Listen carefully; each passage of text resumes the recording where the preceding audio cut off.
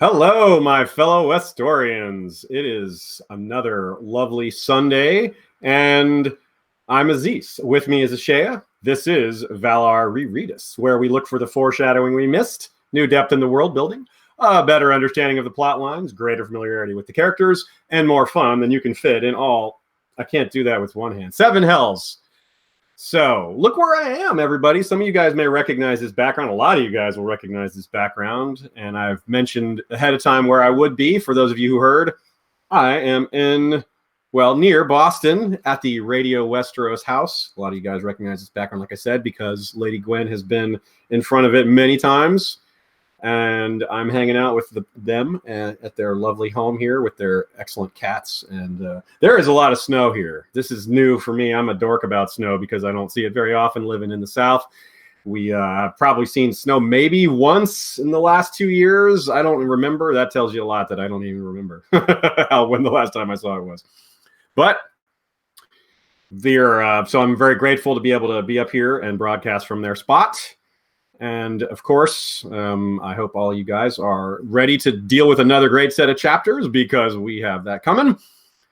I want to shout out those of you who support us on Patreon. It's very, very wonderful, and we appreciate it so much.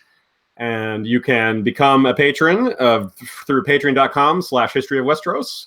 Look at all the different benefits and things that we offer and select what is best for you. Also, thanks to Maura Lee for a couple of super chats as we're just getting started here. One of our best supporters, top supporters, and co-friend of cat photos. We love to exchange cat photos. And I want to give a shout out to our regular contributor, Joe Buckley. His Castles book is out. Yes. If you've been following him on Twitter or listening to his podcast, you are well aware that this has been coming. Hopefully, if you're not aware that it's out, well, it is just now out, just a few days ago. So I encourage you all to go get it. You can get it through our website. I don't think we have a link up yet, but we will shortly if we don't already. Either way, you can find it in all the good places you can find books. You can find it on Amazon. You can find it maybe in your local bookstore. That depends. But you can absolutely get it through the normal means. So definitely check that out. Support Joe. He put a lot of work into this, and it's a great topic. So I will have more to say on it once I've actually had a chance to read it. But like I said, it just came out. I haven't been able to do that just yet. This is the first one where we start and end with Sansa. She has 8 chapters in A Clash of Kings. 3 of them are spread out amongst the first 52 chapters. Then 5 of them between chapters 53 and 66.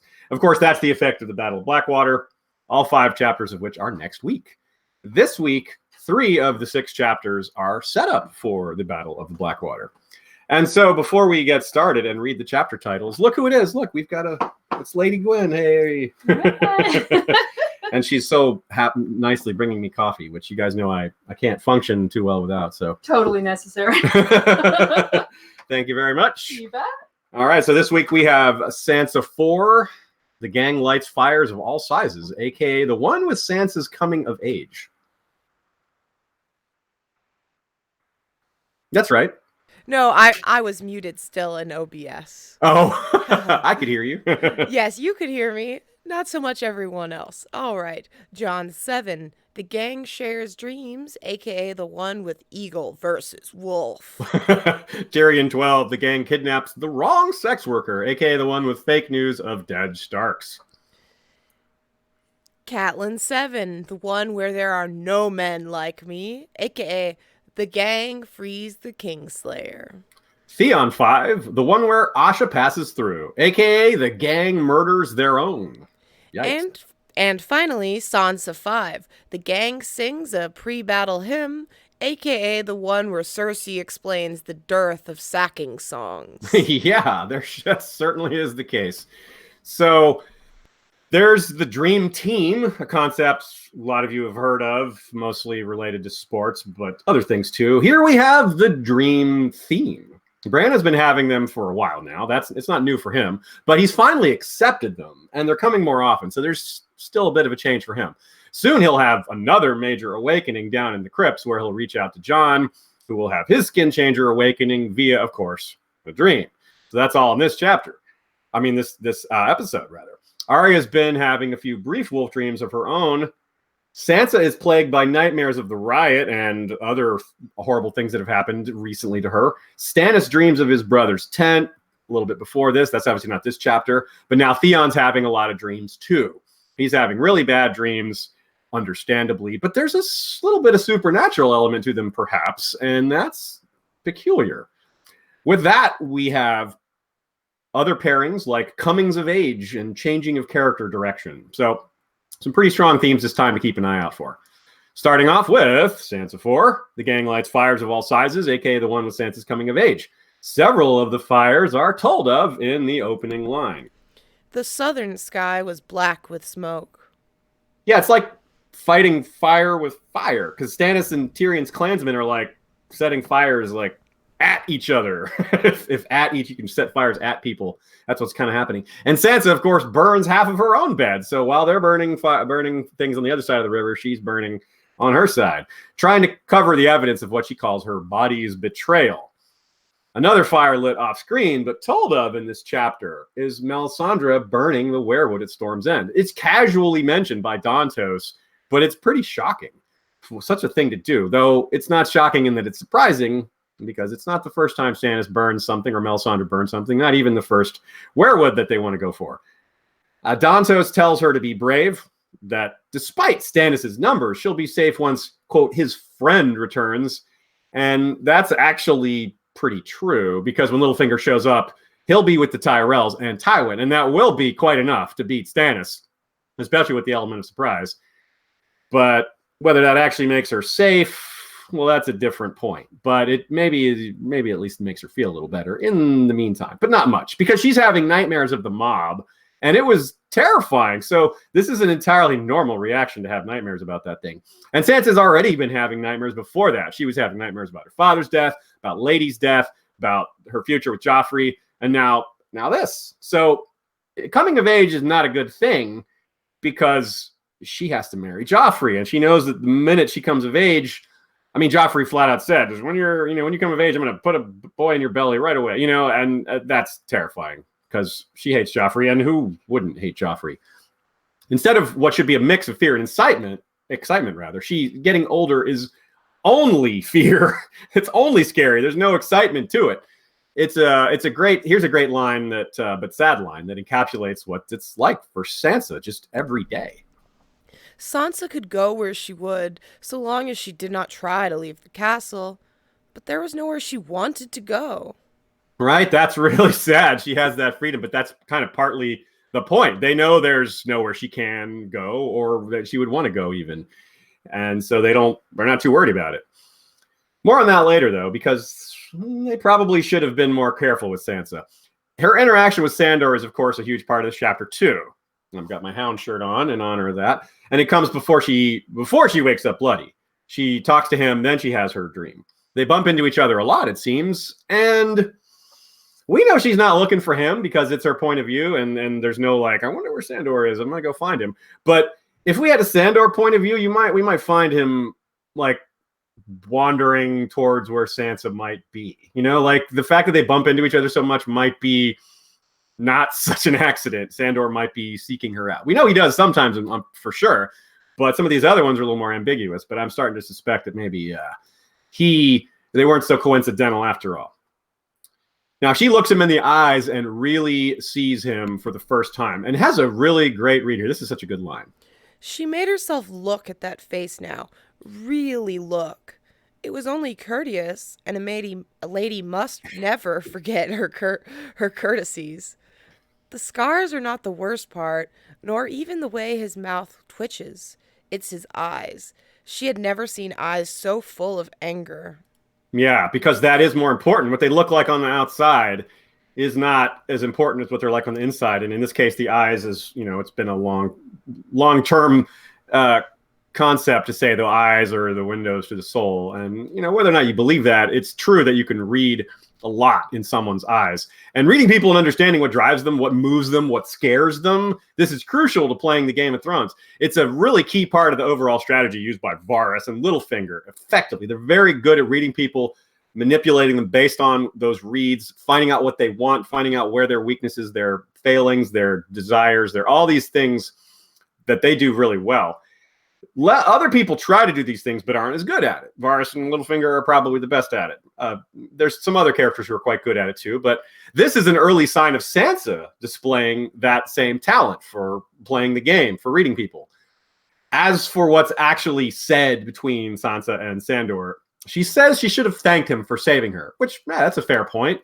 But even this doesn't reach him. He just scoffs. He's like, he reacts with the angry cynicism she's just seen in his eyes, saying that despite him having 30-1, they were rats and he's a dog. They wouldn't want to face him. So he's scoffing at his own courage. He's like, I'm not brave. That wasn't brave of me. I'm 6'6", terrifying, huge, and have a reputation. And none of those guys have any training. None of them have any armor or weapons. Like, that's not bravery. So that's interesting because he's kind of right. He's kind of got a point.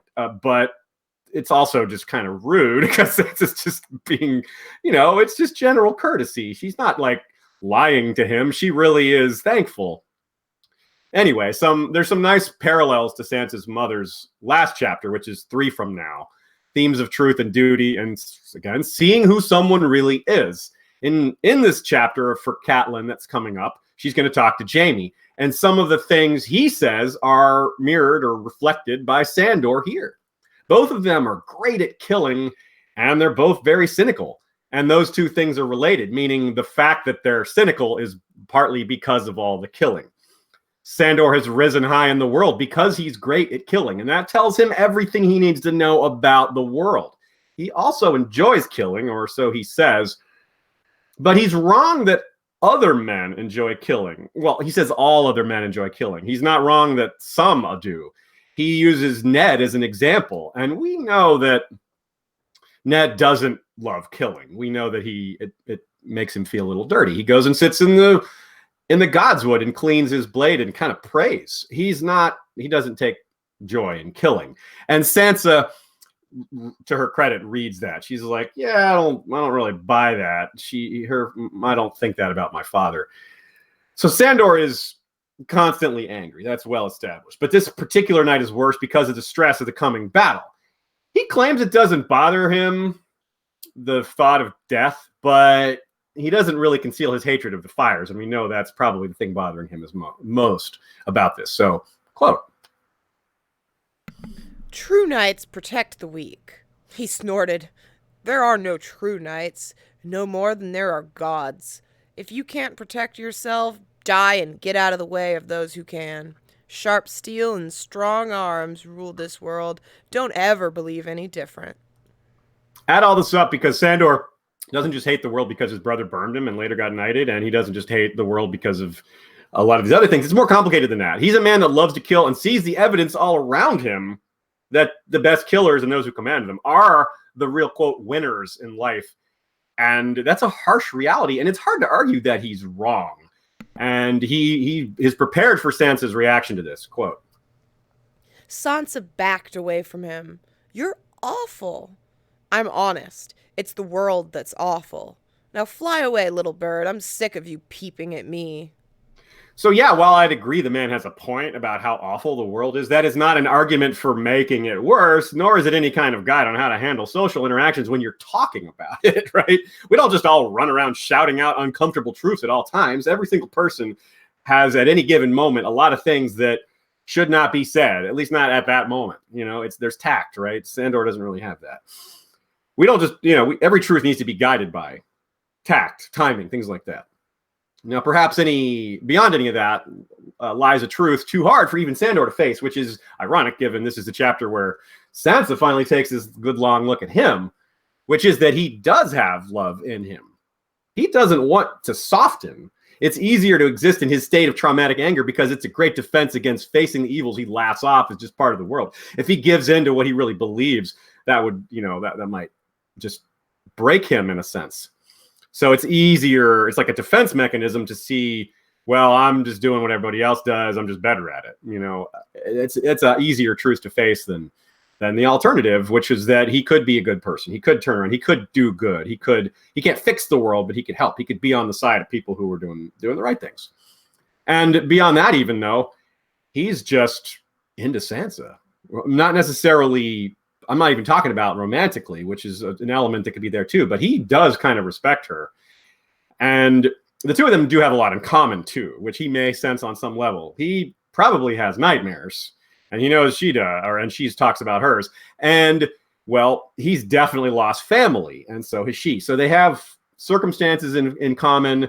And just like I was comparing Jaime to Sandor, Sandor doesn't really have that much control over where he is in life. Sansa, that point about Sansa, she could go anywhere she wants, but there's nowhere she wants to go. Where does Sandor want to go? Maybe he goes drinking and to see sex workers occasionally, but does he really want that? Or is that just like slaking a thirst, or just, trying to feel better temporarily? Saying that's somewhere he wants to be is using the word want kind of lightly, because he doesn't want to be in King's Landing where there's fire. He doesn't want to be in service to Joffrey. He doesn't like, these things aren't making him happy. So he's almost as trapped as Sansa, but not in another way, because he is able to fight his way out, which is something she couldn't do. Speaking of speaking of truths and uncomfortable truths like that, he says he sees the world for what it is, but he's also blind to things right in front of him, which is part of what makes him so compelling as a character. That kind of contradiction, that kind of hypocrisy is normal. It's authentic in that it's a human type of contradiction. And speaking of authentic or not, we have her coming of age, right? It's in a time in the book where a lot of characters are having a large shift in their arc based on who they are. Sansa's is more defined because, well, having your first period is guys don't really have an equivalent to that to mark their a change in their fundamentally who they are. And on the same token, we men aren't really in any position to judge whether this scene was written authentically, because it's a very uniquely feminine experience. And well, from feedback from listeners, he did a good job. Maybe he listened to Paris. Maybe he just talked to other women. Asha, would you agree with that? Yeah. Cool. That's great. Good job, George. For, he did his research. He knew it wasn't, something he could speak to on his own. So it's scary. That's the point. Yeah. He represents that. And I think George has inserted some more depth to the duality of gender roles in medieval society. Not just that, but in how they're both defined in terms of blood. So, like Brienne and Catelyn, for example, discuss the difference between battling in battle and battling in the birthing bed, and how both of those things lead to blood. Cersei explains it rather bluntly here. The blood is the seal of your womanhood. Lady Catelyn might have prepared you. You've had your first flowering, no more. Really, what it sounds like is it isn't just the blood of the birthing bed. It's just women just have blood, period. Men just when they fight. That's true. It's true. Women bleed way more often. When the men bleed in battle, it tends to be more blood, but it's still not as regular, not even close. So this all really, I'm trying to make this connection here in how this duality of gender roles, and it occurs to me that the phrase "blood is the seal of your womanhood." Well, take away the word womanhood, and it rung a bell in my mind, and I looked it up, and it's A Feast for Crows, Jaime 1, quote. Jaime had laid his sword across the warrior's knees, piled his armor at his feet, and knelt upon the rough stone floor before the altar. When dawn came, his knees were raw and bloody. All knights must bleed, Jaime, Sir Arthur Dane had said when he saw, blood is the seal of our devotion. With dawn, he tapped him on the shoulder. The pale blade was so sharp that even that light touch cut through Jaime's tunic, so he bled anew. He never felt it. A boy knelt, a knight rose. Of course, that also makes you think of things like Jon, when he, you knelt as boys, you rose as men of the Night's Watch. These sorts of circumstances play out all over the realm in different ways, with these sort of coming of age or coming into your own type stories or character arcs. So in both quotes, you have that phrase, blood is the seal. And in both cases, it's as if they're practicing bleeding in preparation for more difficult bloodiness in the future, right? Arthur Dane says, blood is the seal of our devotion. All knights are going to bleed. You may as well bleed a little bit now, get used to it. That's kind of what a woman experiences every month. This is a warm-up for pregnancy, in a sense. Of course, it's other things too, but I'm looking at it that way, at least in this sense. So Cersei, of course, has more to say about all this, and in general. As it often is with her, there's some truth or insight of value to what she says or thinks, but it's also couched in paranoia or pride or ambition or all those things, and thus it's distorted or even corrupted. So you really have to dig through it to find the useful parts, but they are definitely there. Here's a quote. Robert wanted smiles and cheers, always, so he went where he found them, to his friends and his whores. Robert wanted to be loved. My brother Tyrion has the same disease. Do you want to be loved, Sansa? Everyone wants to be loved. I see flowering hasn't made you any brighter, said Cersei. Sansa, permit me to share a bit of womanly wisdom with you on this very special day. Love is poison. A sweet poison, yes, but it will kill you all the same. I had a friend who changed her Facebook name to Love is Poison. Oh, yeah, so she did. And I'm going to quote her again later in this episode, or mention her again later in this episode for from stories of our friends reading the books for the first time. Sometimes humorous things happen. So anyway, her take on Robert, Cersei here, her take on Robert is cutting and accurate. She's not wrong about Tyrion about wanting to be loved, but she's not someone you should listen to when it comes to love. Like, her experience with love, Cersei's, is forbidden by society and family alike. So how are you going to frame normal relationships, even normal arranged marriages, when this is your experience? Cersei's experience with love is basically Robert, which wasn't loving at all, and Jaime, which is, shameful and should be hidden and all that. So she doesn't have normal experiences to speak of. So when she says love is poison, I mean, yeah, look at her experience. I mean, I'm not blaming her for feeling that way, but it's not great advice, because not everyone feels that way. Not everyone has that experience. Evidence suggests that many people have successfully loved without feeling like it being poison. So that's just Cersei's bitterness speaking there. Now, to be fair to her, though, she thought she had hit the jackpot with her arranged marriage to Robert. So she was really into it until she found out what kind of man Robert really was. And that, of course, is going to make you even more bitter than going in unsure and finding out it works out. So she had her hopes just demolished. She had really high expectations. This is pretty similar to Sansa, right? She was really excited to marry the king until she got to know him, just like Cersei was all, very similar. She thought he was handsome, thought he was great looking, thought he was, a real shining example of what a king should be. Nope, not so much. And also, we can't help but notice how much Cersei says here in the last line of the chapter is awfully similar to what Jeor Mormont says to Jon about love and duty and things like that. But Jeor is bitter too, right? His son's endless quest to please Lynesse Hightower, who was a very hard to please wife, is a big reason he has this attitude. Cersei doesn't know it, but she's just as much, if not more so, a cautionary tale as she is a mentor. And how fitting that a huge part of the reason for Cersei's bitterness is Robert Baratheon, of whom Jeor Mormont was first thinking of when he uttered that similar line back in A Game of Thrones, Jon 7, which we'll quote right here. They say the king loved to hunt. The things we love destroy us every time, lad. Remember that. My son loved that young wife of his, vain woman. If not for her, he would never have thought to sell those poachers. Yeah. Way to victim blame there. But still, the point is, I don't think she's exactly the victim. I think they're both pretty culpable for that, I will say. Yeah, she probably encouraged the selling him. She wouldn't have been like, no, don't do that. Yeah, She's like, do it. Whatever you need to get me those jewels. So yeah, they're both pretty bad. But he's not wrong that if not for her, he would not have done that. So, like, I guess that's true. It still just kind of takes away Jorah's agency in the whole thing. Yeah, it's true. It's still his choice. But yeah, you're right, too. I see your point. Super chat from Tommy Pappas, a.k.a. Hey Mahelman. Thank you very much. He says, happy holidays, and happy holidays to all of you as well. That's great. And a reminder that Tommy sent us a signed copy of Fire and Blood. We are going to be giving that away. I thought we'd be giving it away around Christmas, but that's not going to work out timing-wise. But we are going to have a live stream with Stephen Atwell the beginning of the year, and I think we'll give it away then. That'll be talking about the War of Five Penny Kings, by the way. So 9 Penny Kings, rather. 5 penny. We're only going to do the bigger, only half of them, the bigger half. Which 4 get booted? Yeah, which 4 Penny Kings do we leave out?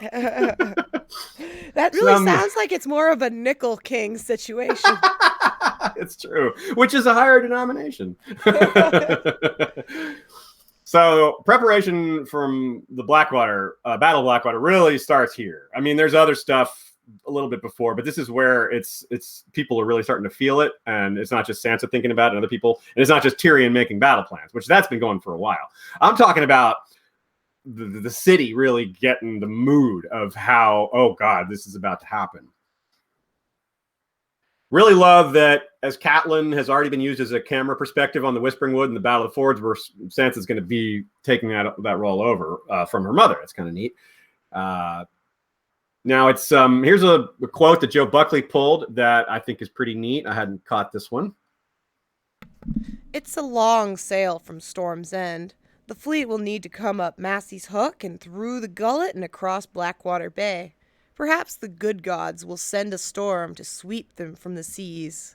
It wasn't a storm that swept them from the seas, but it's pretty much what did happen was they were swept from the sea, and a lot of people thought it was the gods being on their side, and that actually fits the thinking pretty well because it's well known that Stannis is against the Seven. He's with R'hllor, so a lot of people could tell themselves that the gods were against Stannis, and so the gods were therefore on their side, and therefore the wildfire that blew all those ships from the seas, that's the storm. The wildfire is the equivalent of the storm here. They could say that, well, even though that was Tyrion's idea, they could thank the gods maybe for it working so well. I don't know. You know how these people think. They don't want to give Tyrion credit, though. So Joe Buckley wonders what it would have been like if there wouldn't have been wildfire or if there had been a siege or anything like that if Tywin hadn't shown up. Because it would have been neat to see Stannis at the heart of another siege with Tywin arriving.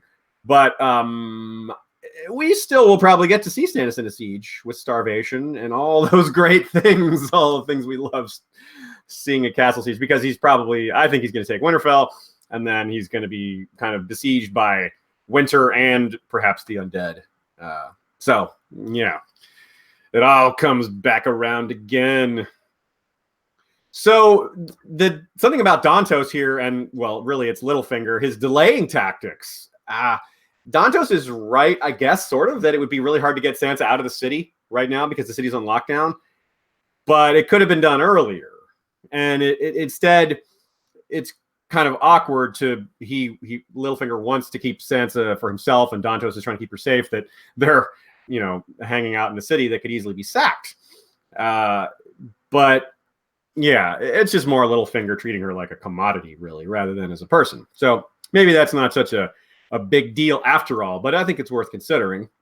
Here's another quote that Joe pulled that I think has a peculiar little line in it. I've lost count of how many I've killed since then. High lords with old names, fat rich men dressed in velvet. Yeah, that's a line from Sandor. And what High Lords has Sandor killed? That was the question that Joe raised, and I had that thought too when I was reading the book, but I forgot to make a note of it, so I'm glad Joe caught it. But I have no idea. Yeah, it's not even just High Lords, old names. Yeah, like who? I mean, I guess to be fair, anything's an old name to the Cleganes. Good point. So if any of you guys have ideas, throw them at us, because I do not. Honestly, I'm baffled. It's something that would have happened off screen before the book started, I guess. But he wasn't. Yeah, he was working for Joffrey back then still. Anyway, some random thoughts from y'all. Scott Wortman says the maester's bleeding by trying to use magic with glass candles, trying to light the glass candles. Fits the blood thing as well. A transformation or an understanding. Great catch, Scott. That is very true. A lot of them cut themselves on the glass candle. They're locked in that dark room with it. Didn't think of that. Very good. Very good. That's great. I wrote that Sandor facing those 30 peasants alone, some people would think that's kind of unrealistic, but I kind of described it like it makes sense when you think about it. If they were coordinated and disciplined, they could take him down. But they're not. They're not. They're starving, rioting people. They're not coordinated and disciplined. Yeah, 30 men with some discipline and a plan could definitely beat Sandor. But when they're just like running around, not working together, not armed, just terrified, yeah, no, he's going to destroy them. So it works really. It fits accurately. I love too that Sansa thinks of Aemon the Dragon Knight in this chapter, though she does that a lot, to be honest. It still ties in nicely with all the parallels this chapter has to Catelyn 7, again, coming in a few chapters here. And again, notably, the Xandor and Jaime parts, their comparisons. Because Jaime, as I've said many times, has a ton in common with Aemon the Dragon Knight. So there you go. It's like a kind of misconnection there, or reconnection there. Inverse connection. Yeah. The wildlings' lack of discipline is mentioned here, and that's important. Corran is saying the same basic things in Jon 7. So that's it's brought up because Dantos is talking about Tyrion's savages. And of course, Cersei and Tyrion will discuss this as well. Cersei's unhappy that Tyrion sent the clansmen away, but he says they're better, they're more useful in the woods. And that's really interesting because it's kind of, this is that whole concept that I was just discussing with people fighting Sandor. 30 random men aren't going to do much, but if they're coordinated and have discipline, maybe they could. Same thing with the wildlings. They're raiders. They don't work together really well. And the same thing with Tyrion's clansmen. They work together okay, but they aren't disciplined. They're not, they don't draw battle lines. It's a different set of rules for them in terms of how they fight. I think that's really interesting because it's happening in so many places. Stephanie the Peerless points out that Dantos is kind of bumbling here when he mentions their mutual friend, which, yeah, we know that's Littlefinger, and maybe that's just a way to make it clear to the reader. But it's also a great point that it proves he's bad with secrets, which is part of why Littlefinger there's no question he's going to kill Dantos after the fact once Sansa's been delivered, because he can't trust Dantos to keep quiet, especially because he's a drunk, right? Like, that's as brutal that line of thought is. It's consistent with Littlefinger. You can predict pretty easily that Littlefinger will kill Dantos when you lay that all out, if you didn't know already. Archmaester Rennie wonders at all at how true knights are paired here with the questioning of the gods, which I think is really fascinating. That's another kind of smaller theme. The idea that there's a lot of people question the gods in these chapters here. Sandor says, what gods? And, are they the same ones that made the imp or that allow all this killing? And then Jaime says that too, says, what god? The gods that do all this. So that comparison is there, that these people cursing the gods and saying, questioning whether they really exist or not. Even Stannis is like, yeah, I won't pray to gods that do that to my family. So, but Archmaester Rennie's point is, if there really are true knights, which there are a few, even if they aren't technically knights, like Brienne, does that mean that there really are some gods? Interesting question. Of course, I have no answer to that, but it's a great question to pose. Matt Reese suggests that maybe the Greyjoy Rebellion is a time when Sandor could have killed a High Lord with an old name. Very good catch. That is a good example. That's the biggest conflict that was fought in the Seven Kingdoms during Robert's Rebellion and the start of the books, or in between those two. So that fits quite well as a possibility. John Hagee suggests Sandor was at the sack of King's Landing, maybe, but I don't think he was, because Gregor was only like 17 or 18 when the sack of King's Landing happened. So Sandor was big enough. He killed his first man at 12. We learned very early in the Game of Thrones. So it's entirely possible he was big enough and ready already, like fighting alongside men much older than him, because he was already as big as them. But we don't hear that explicitly. But I do like John's idea there. That's an alternative theory to Greyjoy. In fact, it could be both. He says he's killed High Lords with old names. That implies plural.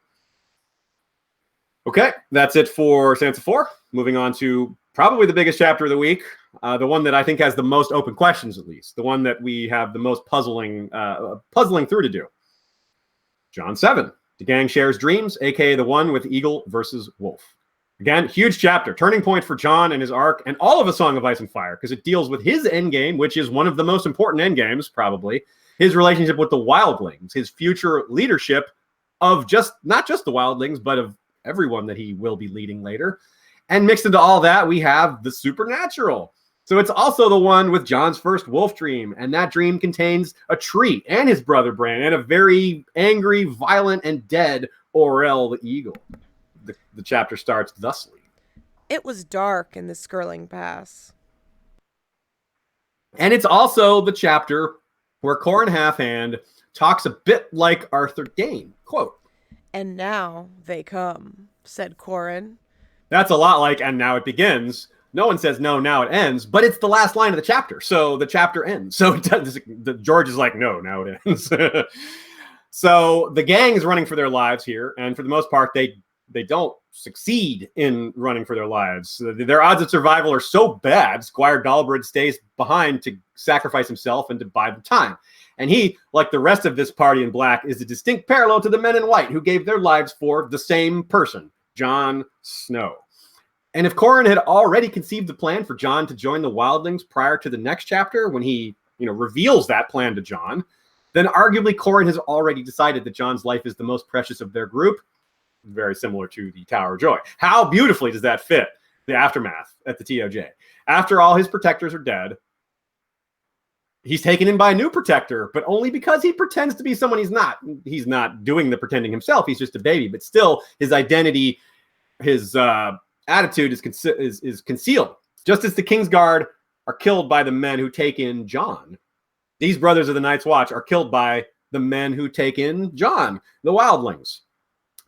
So, how cool is that? But before Qhorin dies, he's got some more mentoring to do. It's very important. I wonder if it's hard to say because we don't see Jon's life with Ned Stark, but it feels like he got more from Qhorin on these few chapters than he got from Ned in the chapters we see with him in terms of mentoring. Certainly more than Jon got from Jeor. Jeor tries to mentor him, but frankly, Qhorin's better at it. His advice is better. He's more open-minded. He's got more experience beyond the wall, which is huge because that's part of his open-mindedness. He's like, giants? Yeah. Supernatural? Trees talking again? Yeah, it happens. He doesn't balk at that, where Mormont's kind of like, I don't know. I'm not sure about that. But Qhorin's just, yep, this is how things are. No question. So one of these lessons that's really valuable is learn your men. Learn what they're capable of. Sometimes that means pushing them pretty far, or at least giving them a lot of leeway to make the choice themselves. And this is presented to us at the same time as another tale designed to blur the line between wildlings and other humans. The point being, I think, to show that they're all similar, to show that they're all humans. The only difference is, what side of the wall they were born on and the culture they were born into. But also to keep track of those differences, not just to draw them down and to show that they're maybe not such a big differences after all, but to see what they are, because that's where those little cultural rubs come. And if you want to bridge a gap between two cultures, you have to be aware where those differences are so you can speak to them and work with them and compromise, things like that. And of course, Qhorin's relaying to us about the type of person Mance was and all that. It's super interesting. And as Joe Buckley points out, it needs to be done now, because when you meet Mance later, you can't just, there's so much about Mance to introduce. You can't just do it all at once when you meet him for the first time. You have to set this character up because he's really big and important. Well, here's the quote. Was he a good ranger? He was the best of us, said the half-hand, and the worst as well. Only fools like Thorin Smallwood despise the wildlings. They are as brave as we are, Jon, as strong, as quick, as clever, but they have no discipline. They name themselves the free folk, and each one thinks himself as good as a king and wiser than a maester. Mance was the same. He never learned how to obey. No more than me, said Jon quietly. Now, he's talking about not killing Ygritte. And surely this refers to Jon's upcoming sojourn with the wildlings, almost like so much of this is, and perhaps his eventual ending among them as well, right? That's really important. And perhaps also a certain technicality he'll use to get out of the watch later, right? Yes. My watch has ended. I was dead. But Qhorin explains indirectly that Jon didn't disobey after all. Qhorin never actually technically gave the order to kill Ygritte. He knew she was no threat, so he used the situation as one of those tests to learn about his men. The rest of his party, Squire Dalbridge, Eben, Stone Snake, they're all older, experienced rangers. It seems like they've been riding with Qhorin for a while, so Qhorin already knows what they're capable of. So Jon is new, though, and thus needs some testing. He needs to figure this out. In terms of learning about your men, though, finding out that Jon is a warg, that's a pretty big detail to learn. Even if he suspected it already because Ghost was there the first time Qhorin met him. Anyway, I love, in fact, how Qhorin breaks down Jon's dream here. A wolf dream, the half-hand said. Craster told the Lord Commander that the wildlings were gathering at the source of the milk water. That may be why you dreamed it. Or it may be that you saw what waits for us a few hours farther on. Tell me. Again, just look how easily he accepts it, tough truth here about the supernatural, but also doesn't just fully buy into it. He's like, it may be that you dreamed it. It may be that you dreamed of something you were told about. It's a beautiful breakdown of the possibilities there. Very simple and succinct. And though he breaks down why, the quote continues. The cold winds are rising. Mormont feared as much. Benjen Stark felt it as well. Dead men walk and the trees have eyes again. Why should we balk at wargs and giants? So there you have Mormont's uncertainty. He feared it, but he wasn't sure. But the question is, Benjen Stark felt it as well. I don't recall us knowing that until now. We knew he was worried about wilding activity. Talked about Mance Rayder, talked about Kingdom on the Wall, talks about you never know. But specifically this, I don't remember Benjen saying that to anybody. So that's very interesting that he said it to Corran. So if I'm wrong, please point that out. But I don't think we knew that. So Jon wasn't slowly awakening his powers. This is a really big point. This is the bulk of what I want to talk about in this chapter. Even though there's so many other important things happening, Jon's big dream is an extremely pivotal moment because it's when he's realizing that it's not just these supernatural things around him, it's supernatural things in him too. And that's kind of what happened with Bran. We had the same, I basically laid it out the same way. The old powers are awakening and he's not just a spectator to the supernatural. He is the supernatural. And what's weird though is Bran and Arya have little snippets of Wolf Dream. It's like builds up slowly. Arya's kind of isolated. She doesn't have anyone teaching her about it, but still they grow in intensity and duration. And even though she's still confused about them, even now at the beginning of the Winds of Winter, they're very clear. They're intense dreams. They're, vivid. And with Bran, it's similar-ish, except that he had mentoring. He has Jojen coming along, telling him about his dreams and telling him, no, that's really what's happening. Which is important because he has Maester Luwin countering the supernatural elements here, saying, no, that's not supernatural. That's just a dream. But the point behind all that is Jon doesn't have any of this buildup. He just goes straight to having a huge dream. And kind of like Bran, he doesn't exactly rush to accept it. At first, he's like, oh, it's only a dream, right? And then he says, or they say, rather, I'll say, skin changer, said Eben grimly, looking at the half hand. Does he mean the eagle? Jon wondered. Or me? Skin changers and wargs belonged in old Nan's stories, not in the world he had lived all his life. Yet here, in this strange, bleak wilderness of rock and ice, it was not hard to believe. So you can see he's a little stubborn, but he can accept hard truths fairly quickly. That was set up very early for him. And by the end of the quote, he's already softening to the idea. So maybe I shouldn't even be calling him stubborn. It's just that he doesn't rush to accept the idea right away. But he does accept it pretty quickly. Jon has the kind of stubbornness that reminds us a lot of Stannis. But a major difference is that Jon doesn't have all the pride like Stannis does. He's got a lot less pride. Pride makes it hard to admit you've made a mistake or failed in some manner. But Jon doesn't seem to have that problem. Now, to be fair to Bran as well, he doesn't know any other skin changers. So when he's doubting all this, he doesn't have examples around him to kind of say, oh, there's another skin changer. It makes it pretty hard to deny it when you see another one. But Jon has already killed another one and is soon hunted by that one, even though it's dead. That sounds funny, right? He's killed one, but is then hunted by it. So that's his, the second life in the Eagle. A side question we considered before is why Corran chose Jon. And again, I brought this up. He's open to the supernatural. Put yourself in Corran's place here. You're Corran Halfhand. You're pretty sure the cold winds are rising, and you see a son of Winterfell with an actual direwolf following him around, not to mention the coloring of said direwolf, right? So it's not hard to see how Corran, with an open mind, could have been like, yeah, I have a suspicion about you from the moment he first saw him, right?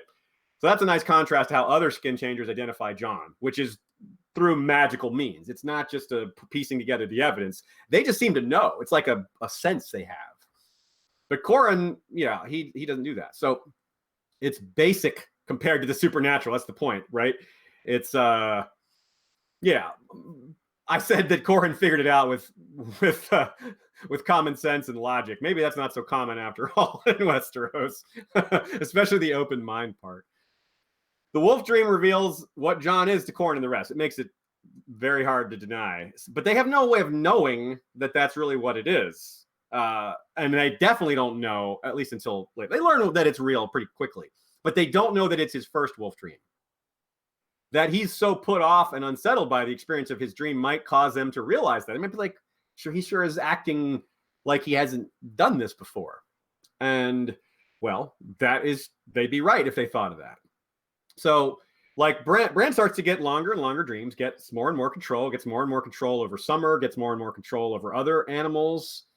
And then, and during that, he's getting mentoring from Bloodraven and the children, of course. It's similar with Arya, like I said, but without a Jojen or even a Bloodraven or Child of the Forest. Her mentors are faceless men, and they're teaching her entirely different things. But still, as I alluded to earlier, she, without understanding or guidance, she's having little quick Nymeria dreams in this book to longer Nymeria dreams in a Storm of Swords to skin changing a cat during the Blind Girl chapter in A Dance with Dragons. On the other hand, Jon here in this chapter, as we just said, has his first, and it's not a short snippet like it was for Arya or Bran. They get the wolf dream equivalent, Arya and Bran do, of a movie or TV release trailer. Like they get a teaser, then you get a trailer, and then the trailers get longer, and then finally the whole movie comes. This is a completely different pattern for Jon. There's no trailer or teasers. There's not even going straight to the movie. It's going from nothing to like a screening of all 3 Lord of the Realms movies. And I didn't pick that example just because it's a long fantasy epic. In Jon's case, it really is a 3-part dream. Starting with the dream of the direwolf pack, transitioning to a dream of Bran communicating with him, transitioning to becoming Ghost and seeing the wildling army laid out along the Milkwater with the giants and wargs and everything. The dream seems to end only because Orell attacks Ghost, and the pain drives Jon out. In Varamir's chapter, we learn more just directly and distinctly the mechanisms here. So we have a lot more to consider when we're rereading this chapter. Let's quote parts of the dream and break it down in those parts. So before I start the quote, can I bring up, this isn't super relevant, but you were talking about Arya and Bran warging, you know? And I just think it's pretty interesting, the idea that, you could be a skin changer and a warg, and not just like there's a delineation. Like Arya is a skin changer and a warg because she skin changes into cats. Yeah, and I just Jon's just a warg, I guess. Yeah, but I wonder if Jon tried or was separated from Ghost or any of these, like if it would come out with another creature. And the same with Bran. Anyways, interesting point. Yeah. Well, this I'll fast forward real quickly to a comment from in our question section. I'm going to scroll down here, and yes, it's Alice son of a bit, Twitter handle, suggested saying Jon's a warg, Arya's a skin changer, and Brandon's a green seer. Yeah, that's pretty much what you're saying there, just said slightly differently. Mm-hmm. And I agree with both of y'all. That's a really good way to put it, because unless we see Jon in a different animal, or even then he is a warg only. Anyways, so here's the first part of the wolf dream. When he closed his eyes, he dreamed of dire wolves. There were 5 of them where there should have been 6, and they were scattered, each apart from the others. He felt a deep ache of emptiness, a sense of incompleteness. The forest was vast and cold, and they were so small, so lost. His brothers were out there somewhere, and his sister, but he had lost their scent. He sat on his haunches and lifted his head to the darkening sky, and his cry echoed through the forest, a long, lonely, mournful sound. As it died away, he pricked up his ears, listening for an answer, but the only sound was the sigh of blowing snow. "Jon?" The call came from behind him, softer than a whisper, but strong, too. Can a shout be silent? He turned his head, searching for his brother, for a glimpse of a lean gray shape moving beneath the trees, but there was nothing, only... Lots of things jump out here beyond the fact that it's Jon's first wolf dream. The sadness of separation from his pack weighs heavily, but it's peculiar that he howls, because that's Jon as Ghost, not Ghost alone, because Ghost doesn't howl. That's how we know it's Jon as Ghost, because if it was just Ghost, well, Ghost doesn't do that. It's said he's lost the scent of his siblings. Is that because they're on the opposite sides of the wall? I think it is. But let's not call that canon. It's just a good theory, I think. It's always interesting to consider Jon seeing himself as a brother to the other Starks when truly he's not. He's their first cousin. But Ghost is truly the brother to his littermates, to his packmates. So that part fits. He hears his brother say his name and expects to see Summer when he turns his head, which he must have recognized the sound of Bran's voice. Somehow he knew it was Bran, because why else would he expect to see Summer? But instead of seeing him, he sees, well, the wording is really important here, so, quote.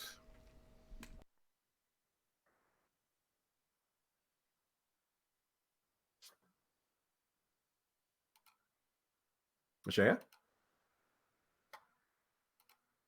Oh, God, I'm sorry. You couldn't hear me because I didn't unmute this microphone. I'm not used to this microphone. Alrighty. A weirwood. It seemed to sprout from solid rock, its pale roots twisting up from a myriad of fissures and hairline cracks. The tree was slender compared to other weirwoods he had seen, no more than a sapling, yet it was growing as he watched, its limbs thickening as they reached for the sky. Wary, he circled the smooth white trunk until he came to the face. Red eyes looked at him. Fierce eyes they were, yet glad to see him. The weirwood had his brother's face. Had his brother always had 3 eyes? Not always, came the silent shout. Not before the crow.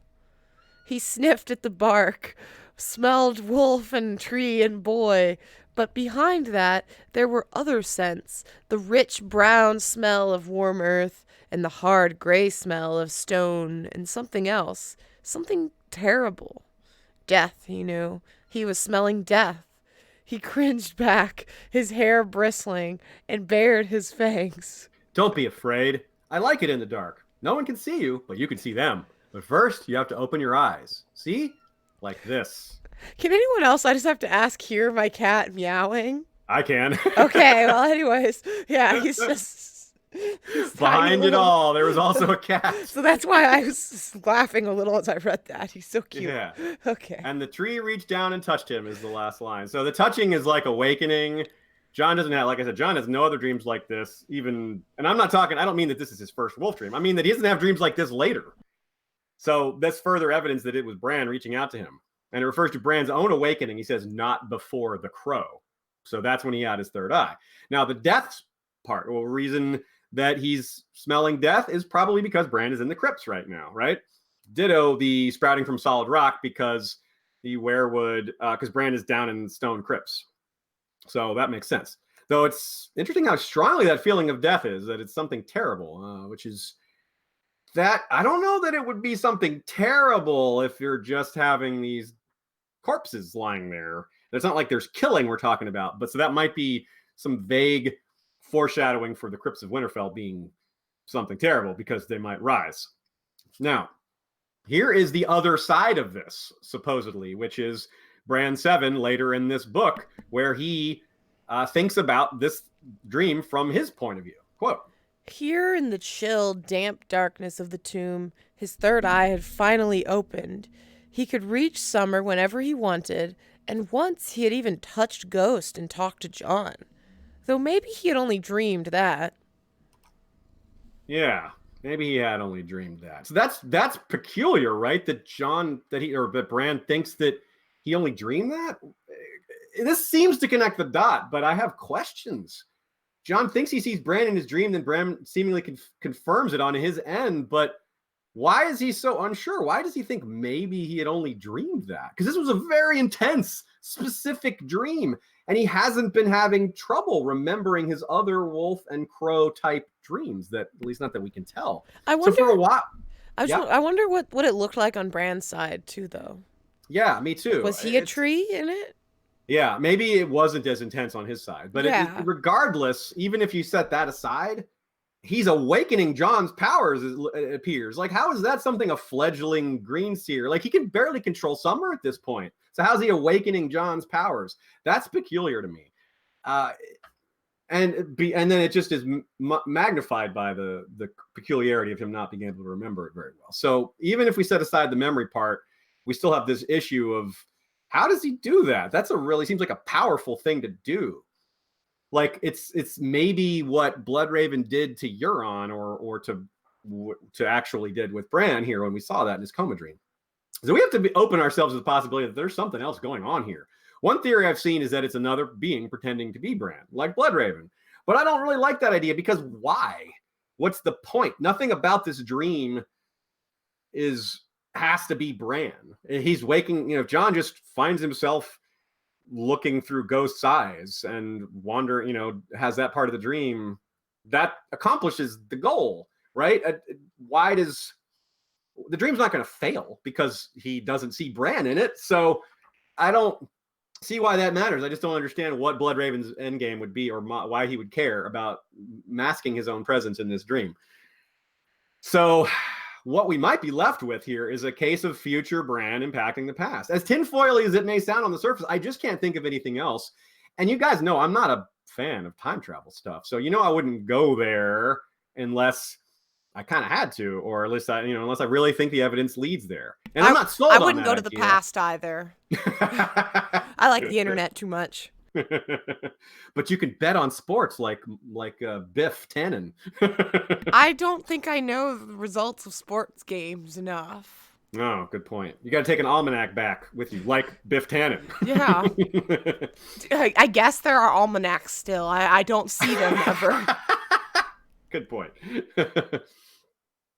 So, if it's a time travel thing, or even if it's not, either way, why? Why is this happening now? Why is Jon's first wolf dream happening at this very precise moment and with such intensity and severity and mystery? So that applies whether it's future Bran or current Bran. Now, the decision tree is different, but it still doesn't really lead us to a concrete answer either way.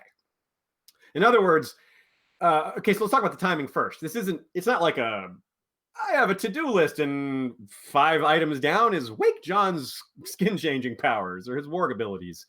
I don't think that's the case. I think that this timing was precise or somewhat precise. So I used to favor the idea that Bran and Jon had their dreams linked by Bloodraven, like he did some sort of magic to link them, and that helped. Kind of like Snoke doing that with Rey and Kylo Ren. But why? Spoilers! If Jon's powers needed awakening for some purpose, then why can't Bloodraven just do that himself, right? Why can't Bloodraven awaken Jon's powers? Why is it Bran? There's no continued mind link later between Jon and Bran. They don't keep talking, so it's not like a bridge that's established they can keep using. As far as we know, this is a one-time thing. So again, why? What's up with this timing? Jon, I have a theory that's dark. The problem here is that Orell didn't know about Ghost, right? I brought this up earlier that that wargs or skin changers can sense the presence of another skin changer. We don't exactly know how. It's some magical means. When Jon killed Orell, Ghost was nowhere nearby because of all that climbing. Jon had to climb up the mountain and but Orell attacks Ghost explicitly because he senses Jon's presence inside the wolf. So add all that up. Jon's wolf dream may have doomed Corran and the others. Without Jon's presence inside Ghost, Orell may not take note. He's like, oh, there's a wolf. I don't care. Oh, it's a direwolf. That's interesting. But he doesn't sense Jon in it, so it doesn't set him off. Because Orell hates Jon. And when he senses that presence, it makes him want to kill the wolf. If that wolf didn't have Jon's presence, Orell wouldn't have come for him. So if we add in the time travel stuff here, then it's almost like Bran is wanted, or whoever wanted Ghost and Jon and Corran's party to be discovered. Why? I'm not sure. But it led to Jon joining the Wildlings, which might be the reason why. But I don't know. That's my best guess at this point. This is kind of a new theory. Back in the day, in the older days of Westeros.org and these other forums, time travel Bran wasn't really a big theory. It wasn't super popular, and it certainly didn't have a lot of specifics to it. We didn't know about Hold the Door. So this is a new area of theorizing for the fandom, roughly speaking. And I'm kind of blown away by some of these revelations. So the Wildling army was also rather already suspected by Lord Commander Mormont, and the Wildlings don't even end up fighting them, right? They fight the dead and run back to the wall. So Jon seeing the Wildling army in his dream doesn't really work for explaining why his powers had to be awakened at that particular time. If that didn't make sense, I'll say it a different way. It wasn't to alert the Night's Watch about the Wildling army. That wasn't the purpose of having that dream then. Even though that's the first thing that happens, he sees the Wildling army. They already knew the Wildling army was there. They just didn't know how big it was. So this isn't a super big revelation for them. They knew the army was around there somewhere. They had had lots of evidence for that. It was a confirmation, not a, oh my God, there's a big Wildling army here. So again, the timing is peculiar. Melisandre later will talk about the Wildlings as a doomed people who hardly matter. But that could be another thing she's wrong about, because I wonder about the role of other skin changers in the story. Quite a few of them pass through the wall. We got Borak, the bear guy. We got, I forget their names. There's a bunch of other skin changers that pass through the wall and swore to, not be raiders or what have you, to follow Stannis or what have you. So maybe they're important. Maybe these other skin changers, maybe their magic will be needed to fight against the dead, or at least in understanding them. Yeah, maybe they're important. Maybe they're not just going to die out. So that would imply that the Wildlings are important, because most of the skin changers, the vast majority of the skin changers out there, are our Wildlings. So just before the chapter ends, don't forget, Qhorin is still not 100% sure about Jon's dream being supernatural or being a true vision. Then they see the eagle and are uneasy at the sight of it, but continue forward. That's the proof that Qhorin still isn't sold yet, because the eagle doesn't. If they knew, the eagle would be like, uh-oh, let's get out of here. But then they find Ghost, and Ghost is wounded, and then they're like, oh. That's exactly the moment Qhorin says, time to run, because that's when he knows the eagle really did attack Ghost. That's when he knows that it was what they saw was really there, and they know that they've been spotted. The other Rangers don't seem to fully comprehend, and maybe because they're not as disciplined of mind as Qhorin, or maybe they just didn't realize it quickly. And Jon doesn't either. But I think Qhorin knew they were probably doomed the second he saw that eagle. He just needed the confirmation to be sure. So that's a rough spot to be. You're in a position where now you have to hide from an eagle. That's basically impossible. Qhorin Hoffman, it's my nightmare. Yeah, I'm afraid of birds, so that is my actual nightmare. You can see why, right? That's scary. So a man as brutally honest as Qhorin Halfhand is not going to fool himself or lie to himself about avoiding the eyes of an eagle. But he's got to try. He's got to try, and he's got to come up with other ideas if he can. For example, they pass through a mountain. The eagle can't see that, but they could see him come in, and it didn't work, but it was a worthy try. Again, this is where we have to ask ourselves, at what point does Qhorin come up with the plan for Jon joining the Wildlings? If he hadn't before, he's certainly about to now. I love, too, that the chapter ends so poignantly with, again, a Tower of Joy moment, but also with an inverse of the Wall's horn blast. They hear a hunting horn and know the Wildlings are coming, and indeed, one blast does signal brothers returning home. Joe Buckley says this is the site of the best Qhorin moment, bar none, for him personally. His telling of how he let Jon make his own decision to learn more about him, and how that is part of being a leader. Qhorin may have been holding I am giving you lessons you are going to use later on a banner, stitched in wildfire font. That's some good language there, Joe. Yeah, Joe also says, I really don't think we talk enough about Bran and Jon's connection as much as we should when compared to the other sibling connections, especially Jon's. Like Jon and Robb are a big deal. Jon and Arya are a big deal. Jon Bran is pretty important too, and it's probably going to be rising in importance later. Jon starts the chapter off basically pushing Qhorin to ask him what happened with Ygritte. He wants to be criticized. He wants to admit it. He doesn't. It weighs on him.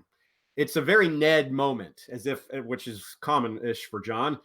And as I pointed out earlier, Joe points out similar things. We were kind of on mind link on this one of how Qhorin's response. He says Qhorin's response is so anti-Gior. It's honestly refreshing. And there's a Joe also agrees with me that Corran may be the one that taught Jon the most. Let's see here. There is this is another quote that Joe pulled. I think is really good. It's 2 lines, but it says a lot. He was the best of us, said the I'm sorry, not that one. Oh. I skipped that one. Oh. Don't know Just where. go to my Facebook. And see my Garen, that one? No. No. Oh, here you are.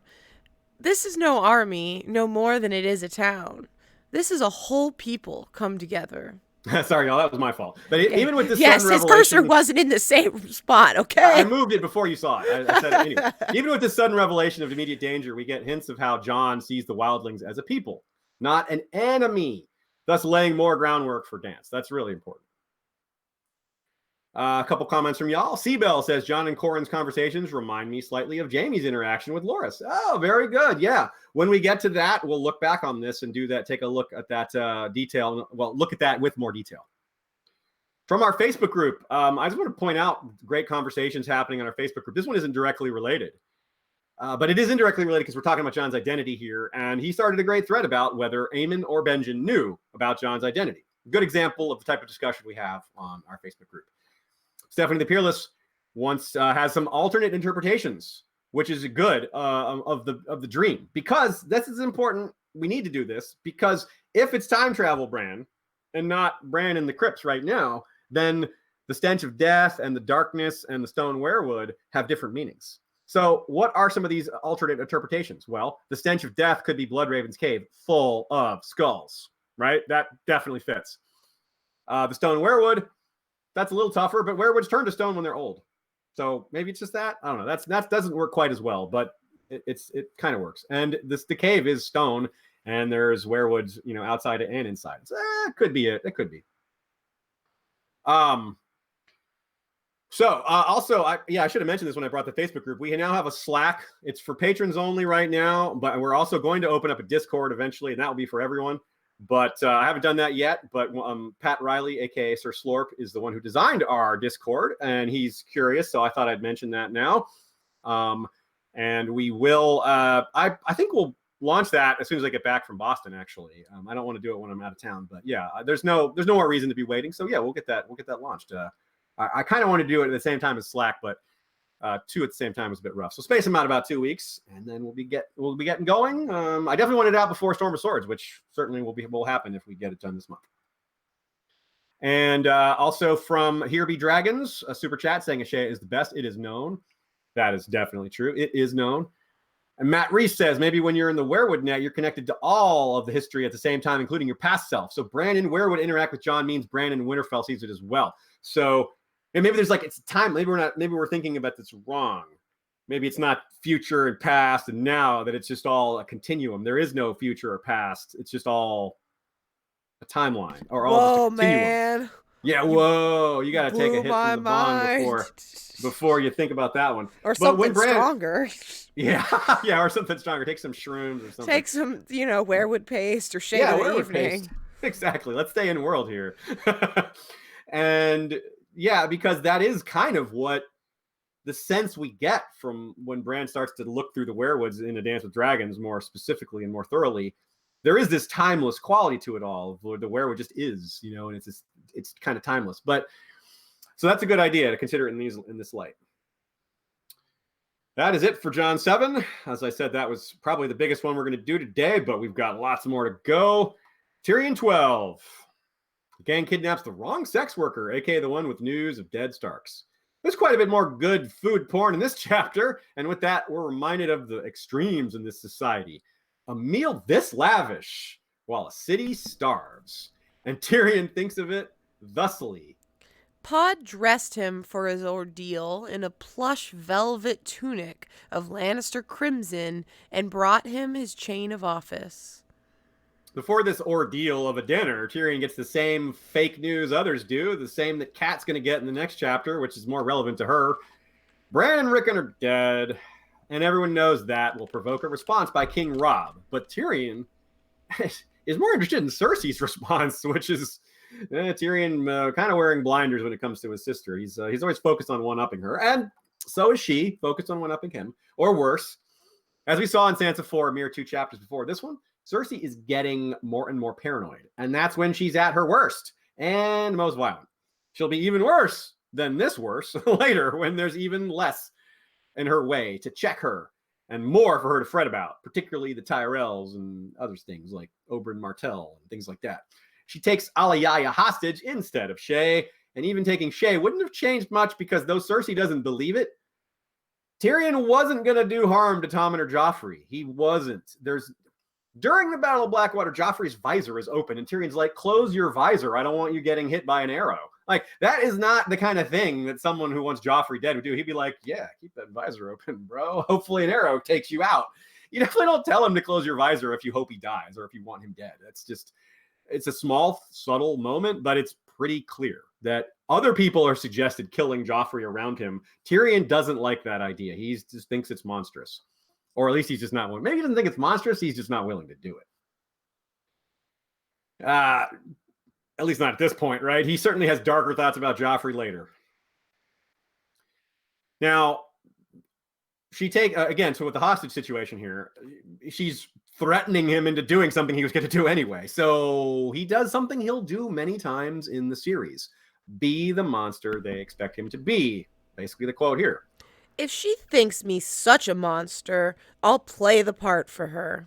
Yeah, kind of like what he does at court when he's being put on trial for a crime he did not commit. Yeah, this is when he threatens to beat and rape Tommen if that's what's done to Alayaya, which, of course, he has no intention of doing, but he feels like the threat will work.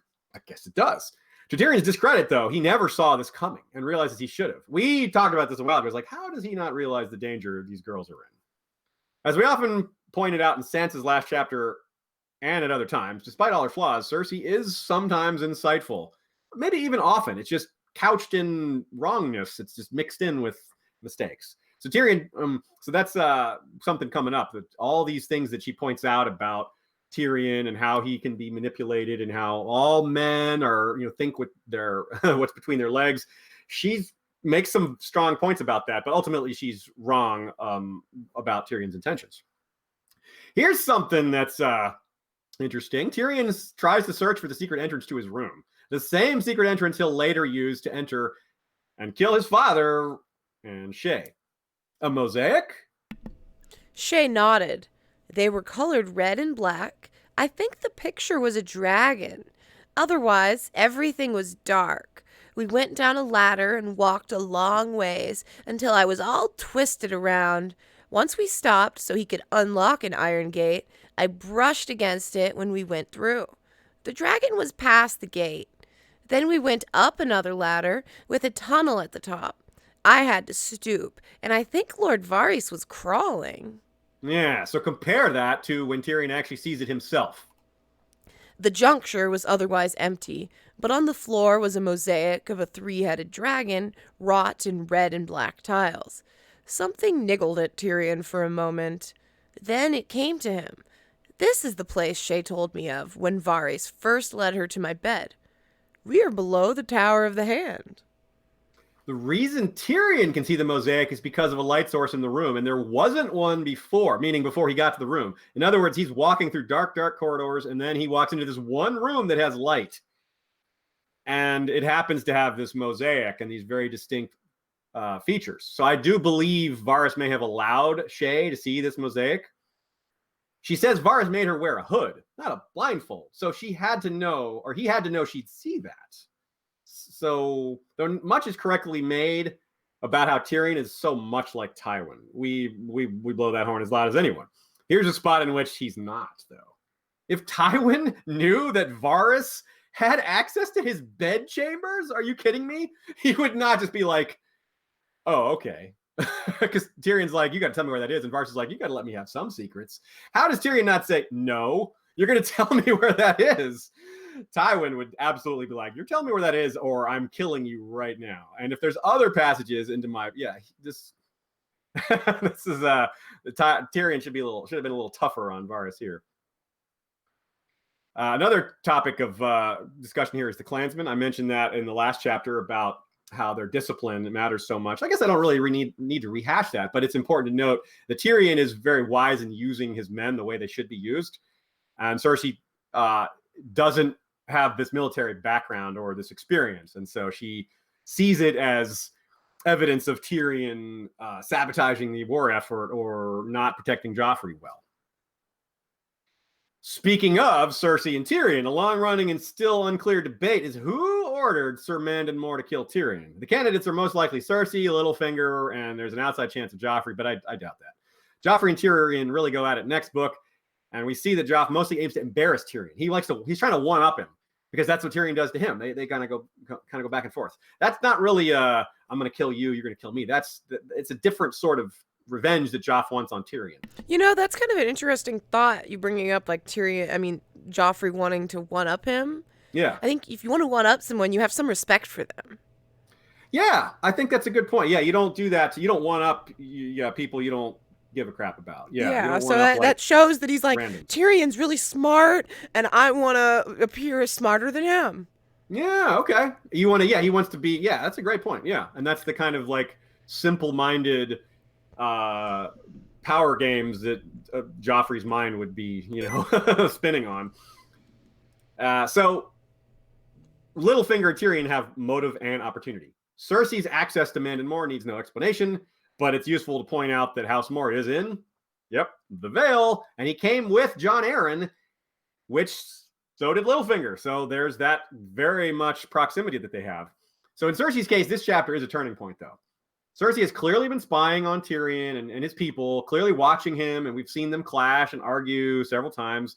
The one-upsmanship is there with them, just as it is with Tyrion and Joffrey. But if she wanted him dead, there's been no indication until this chapter, only until the end of this chapter. Tyrion's batch of threats here at the end are delivered using Tyrion's best impression of their father. It's easy to get wrapped up in Tyrion emulating Tywin because that's what he knows best. And that's just such a big part of Tyrion's arc is how much he's like his father. But Cersei is also very intimidated by their father, right? So Tyrion acting like Tywin might make her, might raise some childhood feelings that it would not raise in anyone else because they didn't have Tywin as their father. And she knows that, well, if he's really being like their father, then he's really dangerous. He's a Lannister.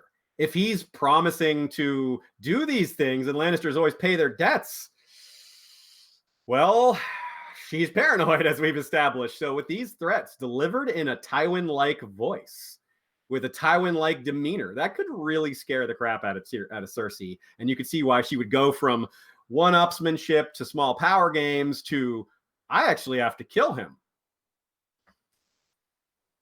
So Tyrion did his best to be convincing. So I think that there's a lot of room here for this to be the right theory. However, I still lean towards Littlefinger, but I'm not going to explain that here. We'll talk about that later when Tyrion actually loses half his nose and all that. So we'll come back to that. But one really big quote here, I want to take a side detour to a quote. He mentions that one day he'll turn Cersei's joy to ashes. That line's always been pretty big, right? I mean, just getting his revenge on Cersei or coming back to her actions against him, coming back to bite her in the butt. But is it even huger? I know that's not a word, but is it huger now that King's Landing is likely to get burned? Your joy turning to ash in your mouth? I mean, it could be metaphorical in that he'll be on Dany's side and they'll be burning all sorts of things, turning all sorts of things to ash because it's doubtful Cersei's going to be in control of King's Landing when it burns. So that's kind of an argument against this theory. Still, the idea is bolstered if we recall that Tyrion turning on his family is foreshadowed from Tyrion 1. I mean, that wolfish grin among his other details like his connection to dragons kind of lays that all out.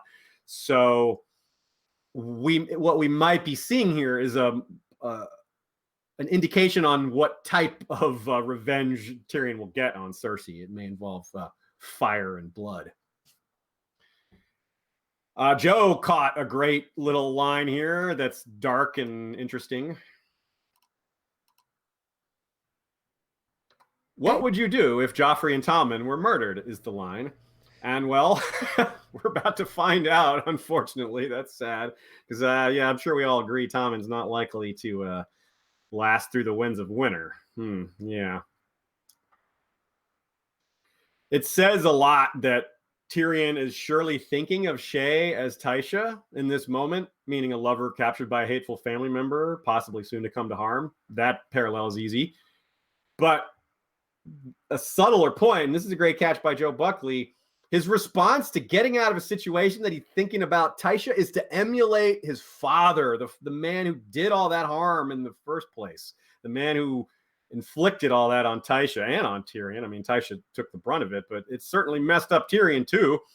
It's a cruel, somber thing to see his turn, to see his twisted smile as he's threatening Tom. And it's as distinct a moment of, you learn that from your father. I learned that by watching you, right? Except Tywin's not there, but still, that's the point. It's a point about Jon in his past chapters and Sansa. These two chapters that we've covered already. Sansa's doing her duty. Jon is Sansa's duty is more esteemed in Sansa 5, which is coming up. Jon is being dutiful by telling Corran about what he did with Ygritte and his sense of duty coming up later. This is the legacy of Tywin Lannister. Tyrion is acting like his father, and it's awful. When Jon acts like Ned, it's not awful. It's great. When Sansa acts like her father or her mother, it's great. Usually. Yeah, so a couple comments from y'all. Tree Girl thinks it was Cersei. She does think it's Cersei that arranged for Mandon Moore. She probably felt she had no more need of him once the conflict with Stannis began, because his military leadership was useful, but once the battle is on and once that's all once the die is tossed, then maybe you don't need him anymore. And she also said maybe Littlefinger wasn't so afraid of Tyrion, and if he did come after him, he might want to rub it in his face. Yeah, those are good points. Certainly not conclusive, but solid evidence. Certainly good arguments. Also on the subject of Cersei, Littlefinger, and Tyrion and all this, it's like some kind of spy tryst with the Kettle Blacks. I need to do a little cleanup. Last episode, I made a small mistake saying that I had forgotten that their father was already in the employ of Littlefinger before they even got here. So while Tyrion's laughing at Cersei secretly over how Bronn has turned them into double agents, they're actually triple agents. I thought you did clarify that. Oh, did I clarify that? Well, someone corrected you with it, in our chat, our lovely chatters. But yes. I think maybe I thought maybe someone corrected, you pointed that out after we stopped recording. So anyway, yeah, it doesn't matter. Good to clarify either way. Yeah, you can never remind people enough about the number of confusing Kettle Blacks. I mentioned to Yoke Boy sitting here, I was like earlier today, I was like, I cannot keep these Kettle Blacks straight. He's like, yeah, even if you memorize it, a month later, it's gone. Yeah, I wonder have they had that for any of their trivia episodes? They should have. Yeah, maybe they should. No one will get that right.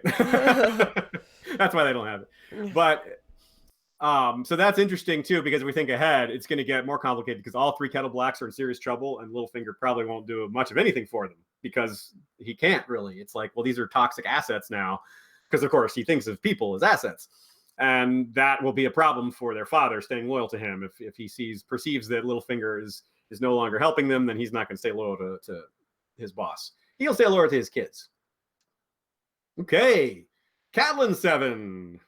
The one where there are no men like me, aka the gang frees the Kingslayer. The book is 15 chapters from ending, but this is Kat's last chapter. It's also interesting in that it's the first extended look at Jaime as a person up close. I mean, he's been a major part of the narrative, but it's generally from a distance, off page, right? He's got that encounter with Ned. It's a few other moments, but very little. This is the first real good long look we get. And it's easy to forget this because he's so prominent later. Everybody thinks about Jaime Lannister so much as an important character, but it's easy to remember that it's only late in the Clash of Kings where that really starts to take center stage. And it's also confused by the fact that he takes center stage right away on the TV show. So it's easy to miss that it's not the case in the books. When you're doing a reread, you're reminded of that. So here's the first line. Even though Jaime is such a big part of it, the chapter does not start with him. The great hall of Riverrun was a lonely place for two to sit to supper. She gets the same fake news that her sons are dead, and she feels guilt as much as she does despair. Because, well, there was that turning point earlier that she could have gone back to Winterfell, but she's, stayed in the Riverlands to help the war effort, to go do negotiations, to do all these different things. So that's part of where her guilt is, though. If we're being fair, I'm not sure she would have been able to stop Theon, but maybe she would have had better plans than Lewin and Roderick as for how to handle Dagmar and all those other things that got them in trouble. But that's just something we can't know. Yeah, and with how poorly she treated Theon, she might have had really bad luck there. Good point. So she sits with her father. There's just more suffering. It's just so much pain she's going through here. She wants what she wanted before the war, for there to be no war, for her family to have peace and prosperity. But she's not as high-minded as she used to be, because she's in desperation mode. But where before she had higher hopes for things going well, the longer this drags out, the worse it gets. And of course, there's nothing like her sons being fake killed, but she thinks it's real, to take all that despair and magnify it 1,000-fold. So moving ahead to Jaime, because that is the bulk of this chapter. Jaime's banter is impressively cocky and sarcastic. I find these exchanges to be a lot of fun, but behind it, you know that he's just putting up airs. A lot of this cockiness and sarcasm is not genuine. He's just being the man they expect him to be, which is part of his whole spiel here, part of his attitude.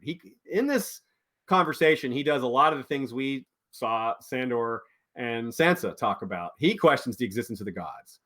He questions knighthood and vows and all these other things, even though he is one. So, well, let's see a quote here, and we'll continue with this thought.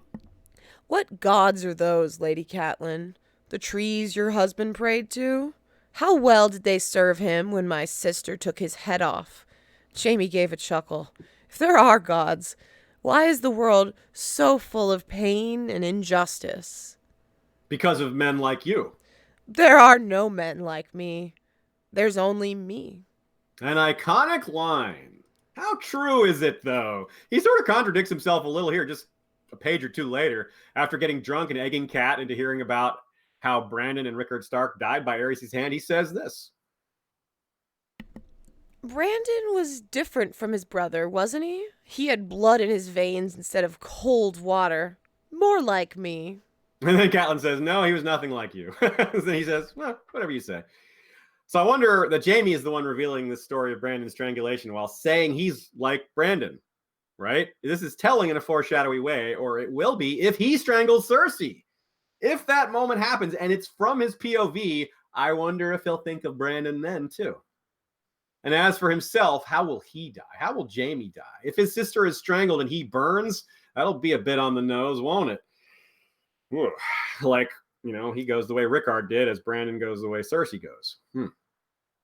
For Brandon and Rickard and Aerys, this is all a revelation to Catelyn, because Ned didn't tell her the whole truth about this. He kind of skipped over the worst details, but she believes it, as she should. And it's interesting because this is getting into Jaime's interesting code of honor, which is that he's not an honorable guy, but there are certain things he's honorable about. Like, he would not have murdered Bran via another person. He'll do it himself all day long, but he would not send someone else to do that. And that's something you can count on. You can bank on that. Just like you can bank on him not betraying his family too easily. Maybe he will later, because, of course, who he is changes when he loses his hand. But at this point, there's several things about him that you can be pretty sure about. He's at least, quote unquote, dependable in certain ways. So it's bewildering for Catelyn to learn some of these things. The Brandon, Rickard, Aerys stuff is wow to her, but it doesn't really change her purpose, because that's to save her daughters, and it's going to be hard to divert her from that goal. That's always been the reason she came down to talk to Jaime in the first place. She just got way more than she was expecting out of this conversation. She gets some information as well as more useful information, and some that's less useful to her and more useful to us readers.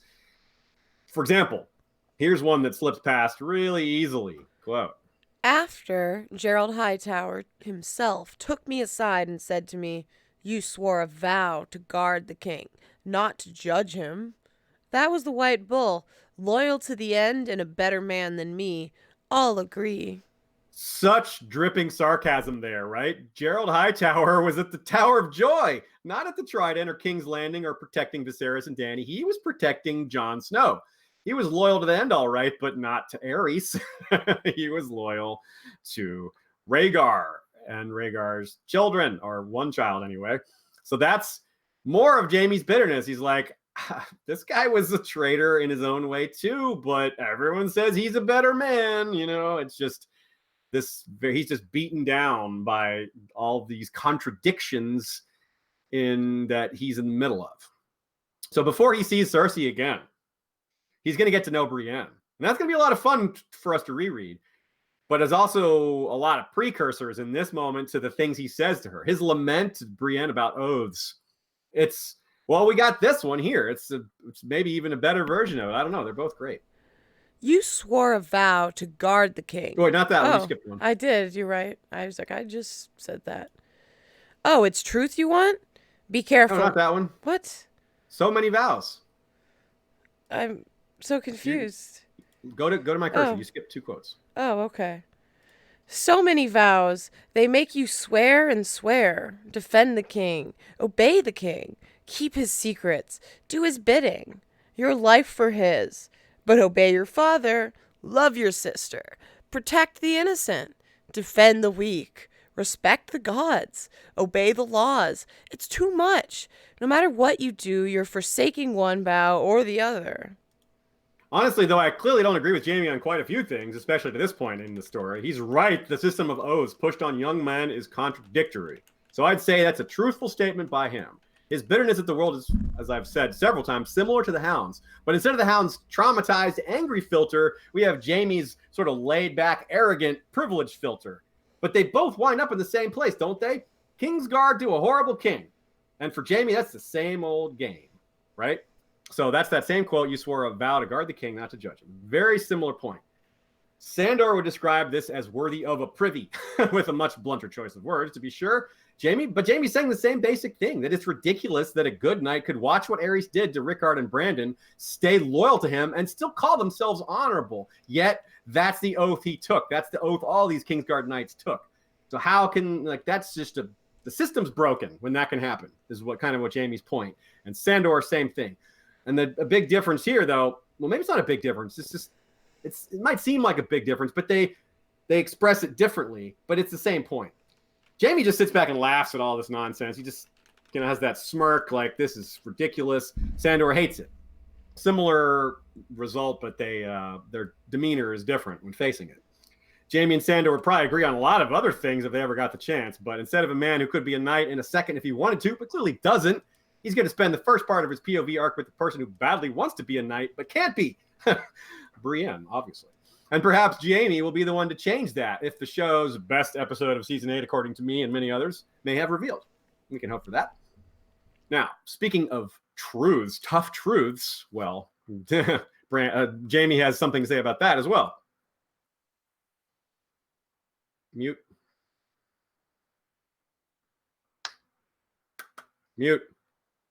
Oh, you were saying mute.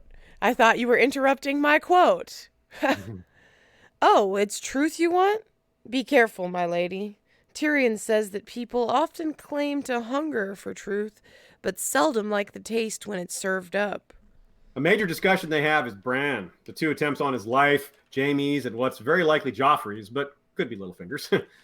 So she just can't seem to bring herself to admit where all this evidence is pointing, though. Other people probably who didn't have this connection to Littlefinger in the past would be able to make the conclusion more easily. But she's got, wrapped up feelings for Littlefinger. Not like she likes him in that sense. She's not like romantically into him, obviously. But she is not seeing him for what he is, and that's part of the problem here. So here's another little quote from Jaime. A golden sword, don't you know? Until his blood ran red down the blade. Those are the Lannister colors, red and gold. Now compare that to what he says a few paragraphs later, where the red and gold yield to fire. As for Lord Rickard, the steel of his breastplate turned cherry red before the end, and his gold melted off his spurs and dripped down into the fire. So, yeah. How about that? That's some red, gold, blood, and fire stuff there. So taking a little detour here, I want to ask y'all, what did you think the first time you read this chapter when Kat asked for Brienne's sword?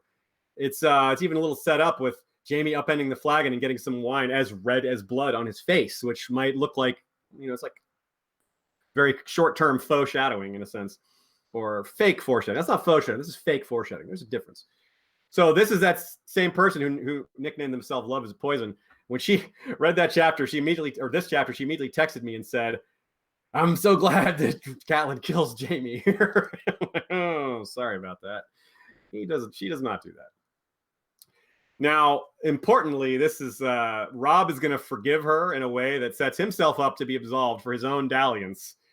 And the reason I bring that up now, it's because it's echoing Jaime's infamous comment, "The things I do for love," because that is the core of all three of these incidents. Robb's going to marry Jane because of love and honor. Jaime is going to is trying to save his kids and Cersei for love. And Catelyn, of course, is all about love when she's thinking of her kids. So Joe points out that it's really interesting to think about Catelyn, this quote, "never watched Bran climb with their hearts in their throats. Pride and terror so mingled, they seemed as one." So he calls it a terribly tough line to consider as part of a reread because, Bran is loving climbing, we see it from his point of view, and it's just from his point of view, Kat's just disciplining him.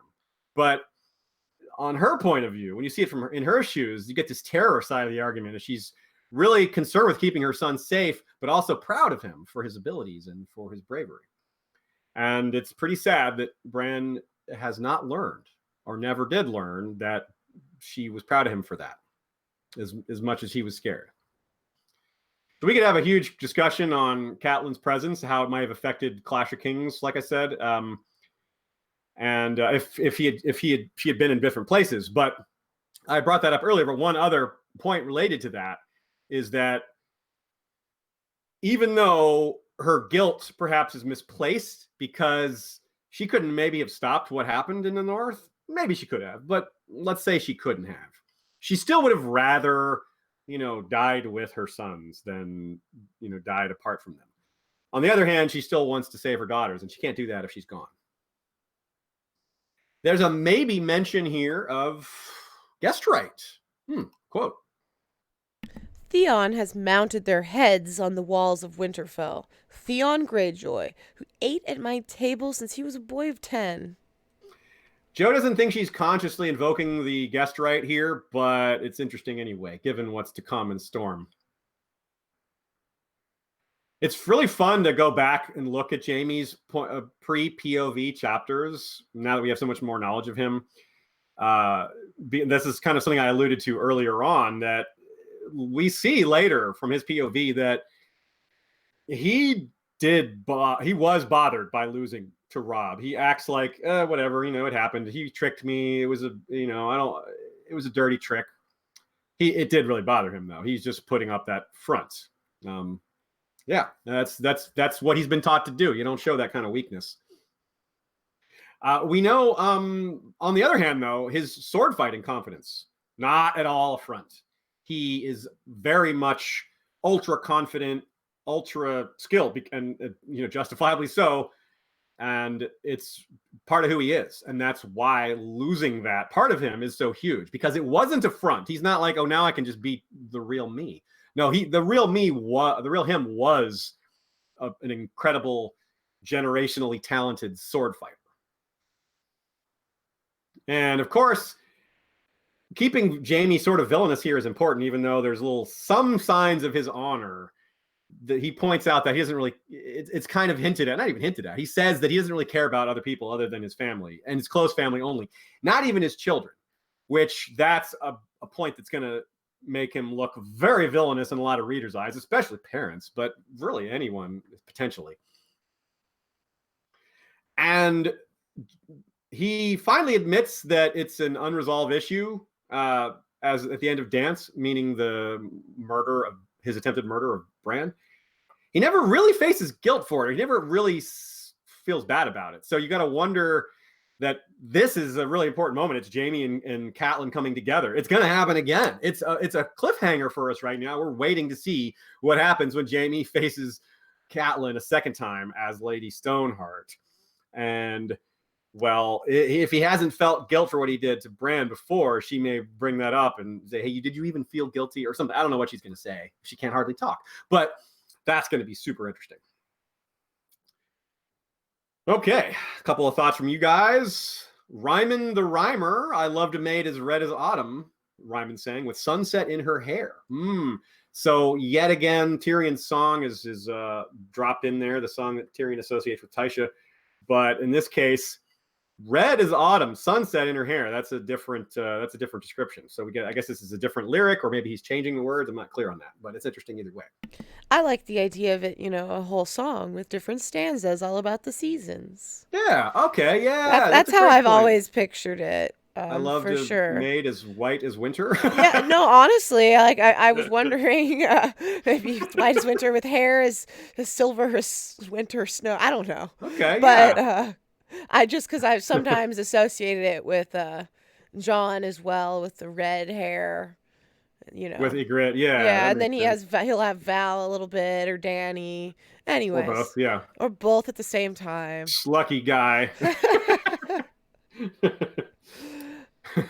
The dragon must have a threesome.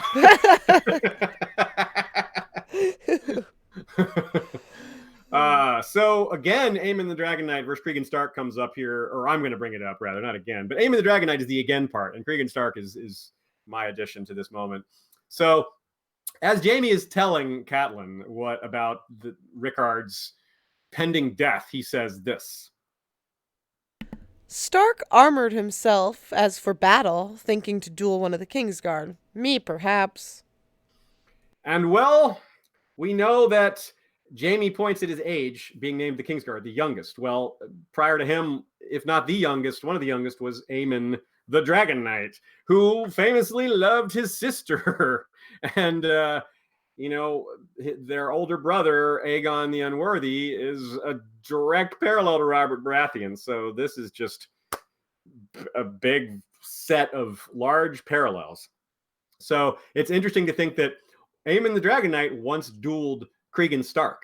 We don't know the circumstances of that duel. We've long wondered what the circumstances were. I kind of think it probably wasn't a duel to the death, just a duel like an exhibition or something like that. But that aside, this is a parallel to that because Rickard Stark dueling perhaps Jaime. It didn't happen. It wasn't Jaime. It turned out to be fire, obviously. But it really makes me think of that. Tree Girl, Cat, and many of us miss what's behind Jaime's arrogance. This is another kind of related to Sandor, kind of Sansa kind of thing. She says that, yeah, he's ultra privileged, but he's also isolated and lonely. She uses the phrase that he's terminally special. He doesn't see being in the Kingsguard as honorable because, well, all that stuff about Aerys, and because of his naming to the Kingsguard was revenge on Tywin. It was just one of these one-upsmanship games. He was just caught up in someone's petty nonsense, i.e. more BS. So how is he supposed to feel like that's a good thing? How is he supposed to be feeling honor and nobility about that appointment when he knows the reason was just ultra pettiness between two older men? And yeah, Jaime's not a happy guy. He has all this privilege, and it's, correct to acknowledge that. But it's also correct to acknowledge that it doesn't make him happy. It doesn't make him a fulfilled person. He doesn't have, he's safer than most people. He's got money, but it doesn't make him happy. Archmaester Rennie points out the small quote, a shaggy beard covered his face, once so like the queen's. That is perhaps an indication of this beginning of separation between Jaime and Cersei, who were inseparable, they're obviously twins. They have so much in common. People couldn't tell them apart. That's starting to change. You can tell them apart a little more so. And this is just the beginning of that fracturing because, it's only going to be Jaime 2 or 3 that he gets his hand cut off in a Storm of Swords. All right, that's it for Catelyn 7. Let's go to Theon 5. The one where Asha passes through, aka the gang murders their own. The first line is, The sky was a gloom of cloud, the woods dead and frozen. Ooh, Theon's bad dreams are escalating and the guilt is palpable. He dreams of direwolves with child heads and bloody mouths. Yikes. And he dreams of the miller's wife, whose name he can't recall, though he recalls her body because he's gross. Theon's guilt and unworthiness may have literally saved the gang hiding in the crypts. Lewin wants to bury the miller's children down there where they belong, or so he thinks, because he thinks it's Bran and Rickon. But Theon adamantly denies it. Perhaps he's also troubled by the idea of burying non-Stark bones down there. His head is all wrapped up in identity and where he belongs. And so it kind of fits that he wouldn't think it proper or right, even with all his scumbaggery, to put the non-Starks down there.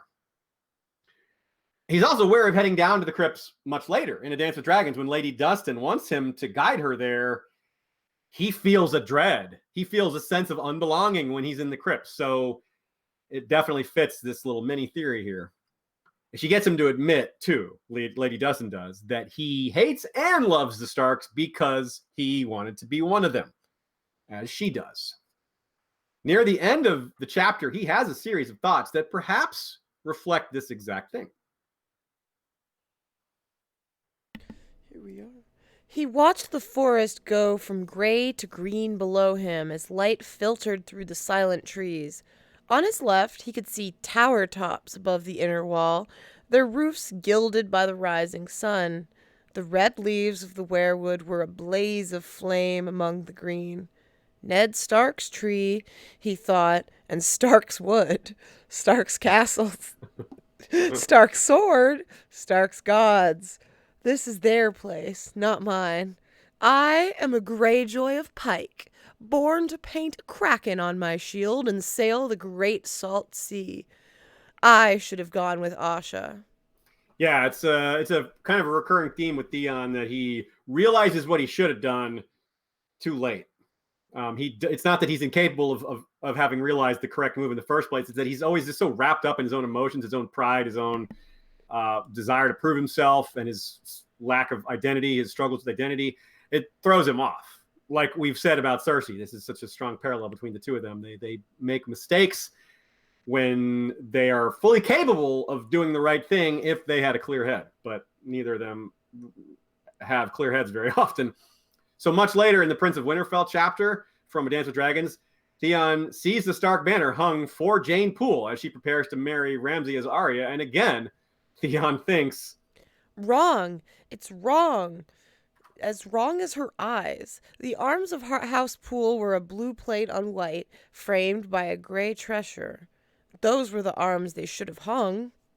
Like, see, he's so wrapped up in this. He's just, no, these identities are wrong. It's a big deal to him. And that's really interesting because it's a big deal to him now, but he doesn't admit it as much. And later he starts to kind of understand it when Lady Dustin gets him to admit that I wanted to be one. That's a revelation he really could have used now, or at least before he took Winterfell. So here's where the bad dreams peak, which is the end of the chapter. And he, like Jon, although not much else is similar in their dreams, he wakes up screaming. Winterfell wanted him dead. The very night they had returned from Acorn Water, Galmar the Grim had tumbled down some steps and broken his back. The next day, Agar turned up with his throat slit ear to ear. Jainier, Rednose, became so wary that he shunned wine, took to sleeping in Bernie, Quaff and Helm, and adopted the noisiest dog in the kennels to keep him warning, should anyone try to steal up on his sleeping place. All the same, one morning the castle woke to the sound of the little dog barking wildly. They found the pup racing around the well, and Rednose, floating in it, drowned. He could not let the killings go unpunished. Farland was as likely a suspect as any, so Theon sat in judgment, called him guilty, and condemned him to death. Yikes, right? This is awful. Gelmar and Gainir and Agar are the three who know the truth of the Miller's boys. They're the three that went with Theon and Reek to do the dirty deed. So Reek/Ramsay kills them. And that's because, well, he indicates that Theon shouldn't, he tells Theon not to let this truth get out, but really that's to his benefit. Ramsay's looking ahead and thinking, yeah, well, I'm going to take Winterfell. My father's going to take Winterfell, whichever combination of goals he has. And he knows that in order to do that, people need to believe that Bran and Rickon are dead. And if there's a couple of people out there that know the truth, well, that might be a problem later. So better to make sure they never talk. And hey, that does happen later. Yeah. With Wex Pike, of course. That's a great point. And I think, the guy with no tongue, he knows the truth. That's great. And so here again, we're going to look ahead to A Dance with Dragons, when Theon finds himself back at Winterfell, and though his circumstances have changed considerably, the deaths of several men remind him. It all seemed so familiar, like a Mummer show that he had seen before. Only the Mummers had changed. Roose Bolton was playing the part that Theon had played the last time round, and the dead men were playing the parts of Agar, Jaina Rednose, and Gelmar the Grim.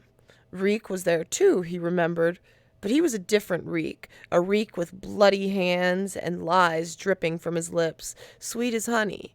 Reek, Reek, it rhymes with sneak. And here also is the chapter that contains a lot of these sweet as honey promises and lies, right? The biggest one, well, not the biggest, but one of the bigger ones is yet to come, the one that he'll come back with men, which I guess that technically wasn't a lie. It was just misdirection. So Theon's final chapter, which is Theon 7, is all about the showdown with Roderick, followed by Ramsay arriving, or is it just 6? It's just Theon 6. Theon's final chapter is all about the showdown with Roderick, followed by Ramsay arriving and burning Winterfell. By then, Theon is done with executing people because he's got battle coming up. He's wants to hang Beth Cassel, but that's more of a device to prevent the attack. Even after his torture, though, think about this. After being tortured, this is from the Ghost in Winterfell chapter in A Dance with Dragons. He was trapped here with the ghosts, the old ghosts from the crypts and the younger ones that he had made himself, Mikken and Farlan, Gynaer Rednose, Agar, Gelmar the Grim, the miller's wife from Acorn Water and her 2 young sons, and all the rest. My work, my ghosts. They are all here, and they are angry. He also thinks of the miller's children in his Winds of Winter spoiler chapter. He's hanging by his arms, captured by Stannis, and in complete agony, but he still thinks about them.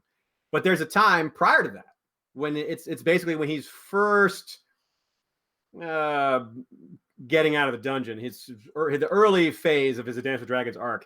He tries not to think of anything that came before he, quote, learned his name.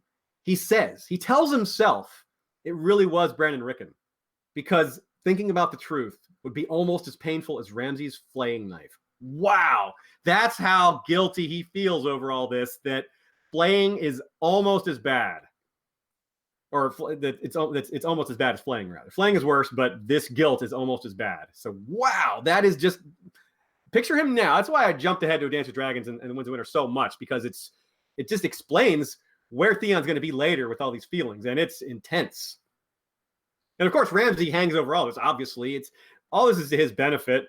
The killing of the witnesses, obviously, and Theon is a proxy for the Bolton atrocities. They're going to blame everything on Theon. They're going to say, "Yeah, it was Theon who burned Winterfell. It was Theon who killed all the people there." So he's just doing their duty. So. Basically, the Boltons are like, hey, we're the most powerful house in the North now. It's our duty. We're facing down with Stannis, who also claims that the throne is his duty. The Boltons are like, yeah, there's no more Starks. It's our duty to rule the North. And of course, let's not forget that it was Ramsay's idea to kill the miller and his wife and the children as proxies in the first place. But what might have slipped beneath your radar is that Ramsay's mother was also a young miller's wife. Bah, yuck. Blech. Now we have Asha arriving. This is less dark. There's a little more conversation, and yeah, let's have the quote. Theon washed the sweat and sleep from his body and took his own good time dressing. Asha had let him wait long enough. Now it was her turn. He chose a satin tunic striped black and gold and a fine leather jerkin with silver studs. and only then remembered that his wretched sister put more stock in blades than beauty. Cursing, he tore off the clothes and dressed again in felted black wool and ringmail. Around his waist he buckled sword and dagger, remembering the night she had humiliated him at his own father's table. Well, there's blade. It says she put more stock in blades than beauty, but then he also adds his crown, his awful, ugly crown. So you may have taken that concept a little too far. She laughs at him, basically. And it's really interesting, too, that he remembered that his wretched sister put more stock in blades than beauty. That's the Ironborn. That's not his sister. All of the Ironborn are like that. So he's focusing that on her when really it's his father said the same thing. His father's like, did you pay the iron price for this gold necklace, etc. And this goes along with what we were saying before about how when he's clear-headed, he makes decent decisions, but when he's not, which is most of the time, he makes a lot of small to large mistakes. Here's another example. In this case, he's like, I'm going to make Asha wait on me for a while, and then I'm going to show up after she's waited, because that's how power is displayed. But it's a mistake because he realizes, no, actually, I should have sent for her. She wasn't waiting for him. She was just hanging out in the hall, eating and drinking. That's not waiting, really. I mean, you might be waiting for Theon to show up, but she's doing other things. They're not waiting for him to be able to begin dinner. So she, and like the rest of us, can't believe how badly Theon is mucking up his great success. Again, and she admits it, taking Winterfell was pretty clever and well executed, but this follow-up plan to hold it is stupid, ill-conceived, badly managed, whatever you want to say, negatively. Mm-hmm. Asha even tells Theon what the best play is. She should have said, what you could do is this, or what you could have done is this. Dad might even name you heir now. Respect one. But no. Which is funny that Asha's pointing this out, because she would have been the one displaced by Theon being successful. So she's maybe kind of rubbing it in his face, and that maybe leads us to the possibility that she was using some reverse psychology here. That by telling him the best plan, she ensures he'll never do it because it came from her, and she's, involved. He's involved in this same kind of game of one-upsmanship that we see through a lot of other POVs with different characters. Joe points out that the beheading of Farland is placed wonderfully tragic, you could say, because of Jon's own thoughts about following in the footsteps of Ned Stark re-Ygritte. He couldn't do it. He couldn't look into her eyes and take her life because maybe she didn't deserve it. Theon can't even get it right when he's trying to do the correct Ned thing, even though we know that he's lying about it because he knows that Farland's not guilty. And this is also fair to point out, or at least worthy to point out, this is the equivalent scene on the show is Theon executing Sir Roderick, rather, and how he messes it up, and it's a really bad execution, whereas he thinks that Ned never needed more than one stroke. So he's trying to be like Ned, can't be like Ned, fails to be like Ned, and it's for reasons that maybe it's because the events that led up to this that Theon engaged in were very un-Ned-like. So, Now, let's move on. The third dream that Theon has here is really, it's a bit of an oddity if you take it as being prophetic, because the Robb and Greywind bit, meaning you can maybe see that as leading up to the Red Wedding or a sign of the Red Wedding. It's definitely a sign of the Red Wedding, but Joe Buckley says it's a representation of Theon's guilt. He feels bad, feels guilty that he betrayed Robb. And he's imagining Robb and Greywind as dead because turning on them is going to lead to that. And that's a good theory because we're not clear on why exactly Theon would be seeing prophecy. Now, we do have a reason, though. We do have a reason, and it might be that he's sleeping in Ned Stark's bed, which is made of weirwood.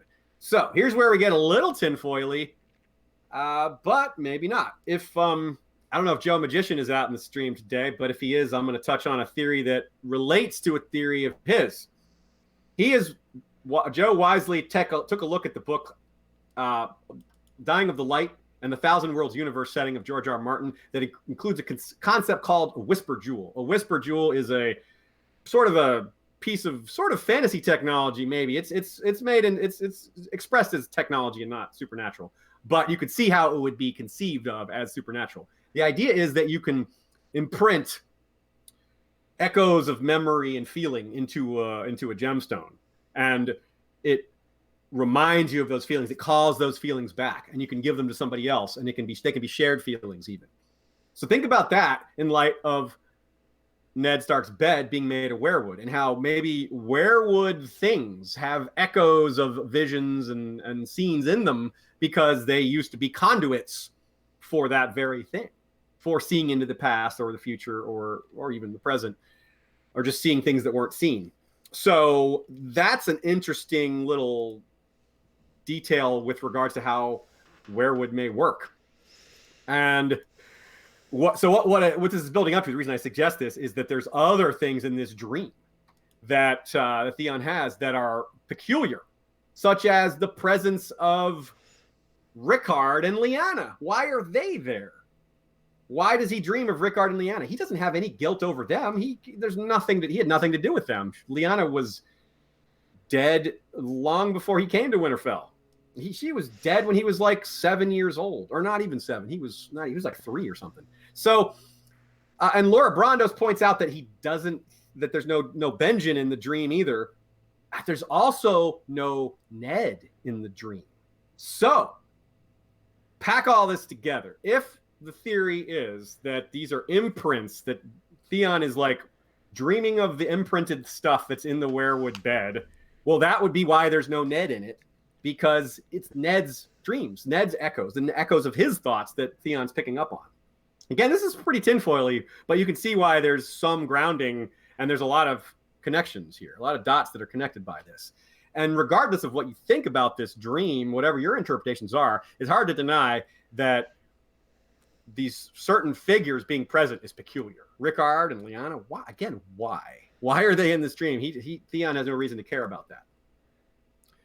So, and this is a good point from listener Matthew Forster, who says, I do think it gets lost in the shuffle sometimes how well George R. R. Martin can write horror.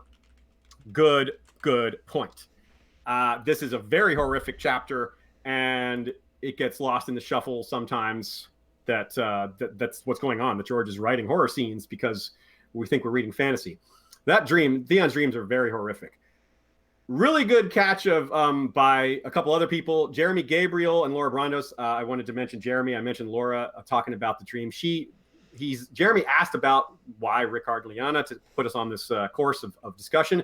River Shannon Aloya notices that Lyanna is wearing a gown in this dream. This, I think, is a huge catch because it's a gown. It's not a dress. It's not a burial shroud. A gown. Marriage gown is quite possibly what's being suggested here, which in turn suggests that Jon is legitimate. Right? That's huge. Never caught that before. Many rereads, never noticed the gown. That's very important. This is a very specific, precise garment. Now, his patience was at an end. How do you expect me to hold Winterfell if you bring me only 20 men? Well, Theon, maybe you shouldn't might some of your own men. That might help. But I love it's 20 men. It's 20 good men. But actually, it's only 10 men because 10 of them go back with Asha. It was Stefan B. who pointed me in the direction of maybe this is reverse psychology, with Asha suggesting the right plan, and just so to be sure that Theon doesn't take it, to make sure he stays there and screws it all up. But on the other hand, there does seem to be Asha does seem to have some real sympathy for Theon as Kim. She's no Euron. She's no Victorian. Many people point to the repeated use of the word mercy in this chapter and wonders if it means Arya will be the one to finally give him that gift. Given where he is now, it's hard to see how that could happen. Stannis is the one that has him, and how is Stannis going to let him live and then him survive only to be killed by Arya later? That might seem kind of remote, but hey, things could change. Regardless, it's very interesting to see the thought of mercy, because he himself is thinking of mercy, but he's the one who kind of needs it, and he's going to need it even more, after his last chapter when he goes to the dungeons of the Red Fort. Here's another good example of things changing, right? It's talking about how can we get from Arya killing him to out of the clutches of Stannis. Well, Could you ever imagine yourself feeling sympathy for Theon after reading this chapter whenever you read it the first time? I mean, even if you find Theon irredeemable, for the most part, even if you believe he deserved death, you probably didn't believe he deserved Ramsay. I'm not even sure Ramsay deserves Ramsay, but I wouldn't lift a finger to help the guy. So, that's that. Let us move on to Sansa 5. The gang sings a pre-battle hymn, aka the one where Cersei explains the dearth of sacking songs. Quote, the first line is, "They had been singing in the sept all morning since the first report of enemy sails had reached the castle." Indeed. Sansa's loathing for Joffrey is majorly on display here. It's great because she's got love for basically everyone, and except him, very distinctly. And Joffrey is perhaps never more like Viserys in this chapter. You'll kiss it again when I return and taste my uncle's blood. Whoops. "Only if one of your Kingsguard kills him for you." Yeah.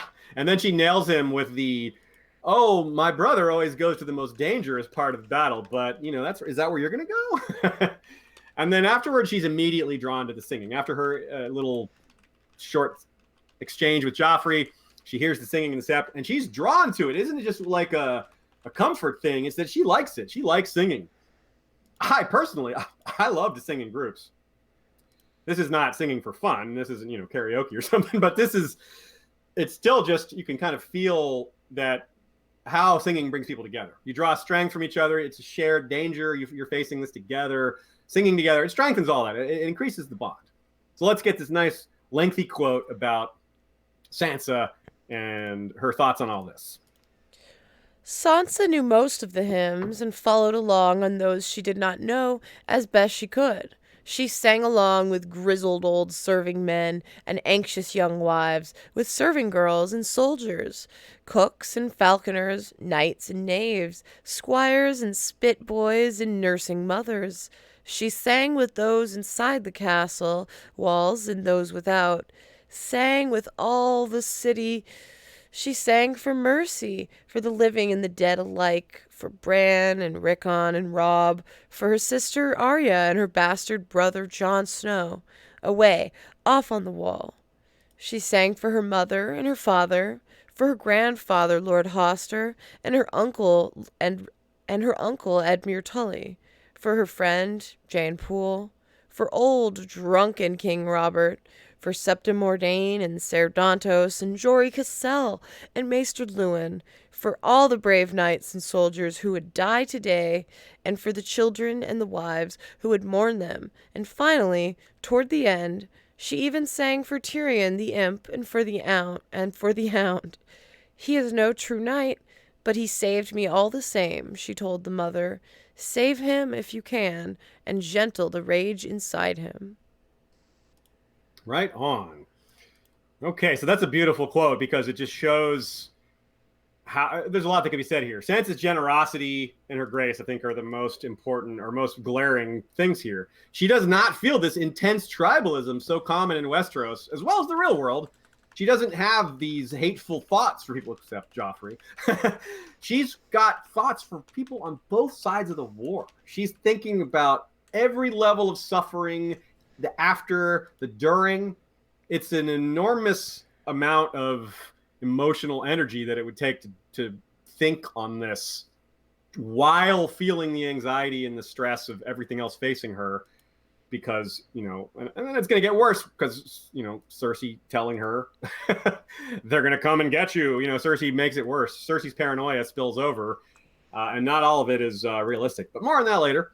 So yeah, she's basically praying for everyone, again, except Joffrey. She gets up as soon as they start talking about Joffrey. She stands up and walks away. She's like, "No, I'm not praying for him. No way. I'm praying for the opposite." Inside her head, she's constantly, thinking, hoping bad things for him, which is so distinct because her generosity towards everyone else is so huge. So these intense feelings can change one's outlook or put things into perspective. And that's another process happening for Sansa here. She's heard songs about battles before. It's a big part of her early arc is the songs. What happens in the songs, all that. But this is the first time it's been real. And already the illusion that battle is glorious is gone, but the songs are still real. Remember how isolating this all is? King's Landing has learned that Joffrey is terrible, but it's still not widespread how bad he is around Westeros. And a lot of the hate, as we've gone over in the past, it's focused on Tyrion because Joff is young. They blame Tyrion for managing him poorly. So outside of King's Landing, people's views on Joffrey are even more stark, even meaning that he's blamed for almost nothing. Few people know his personality. Take, for example, Olenna and Marjorie later asking Sansa what kind of man he is. They've heard things, but that's it. Hence their need for confirmation. If they knew what kind of man Joffrey was, they wouldn't be asking.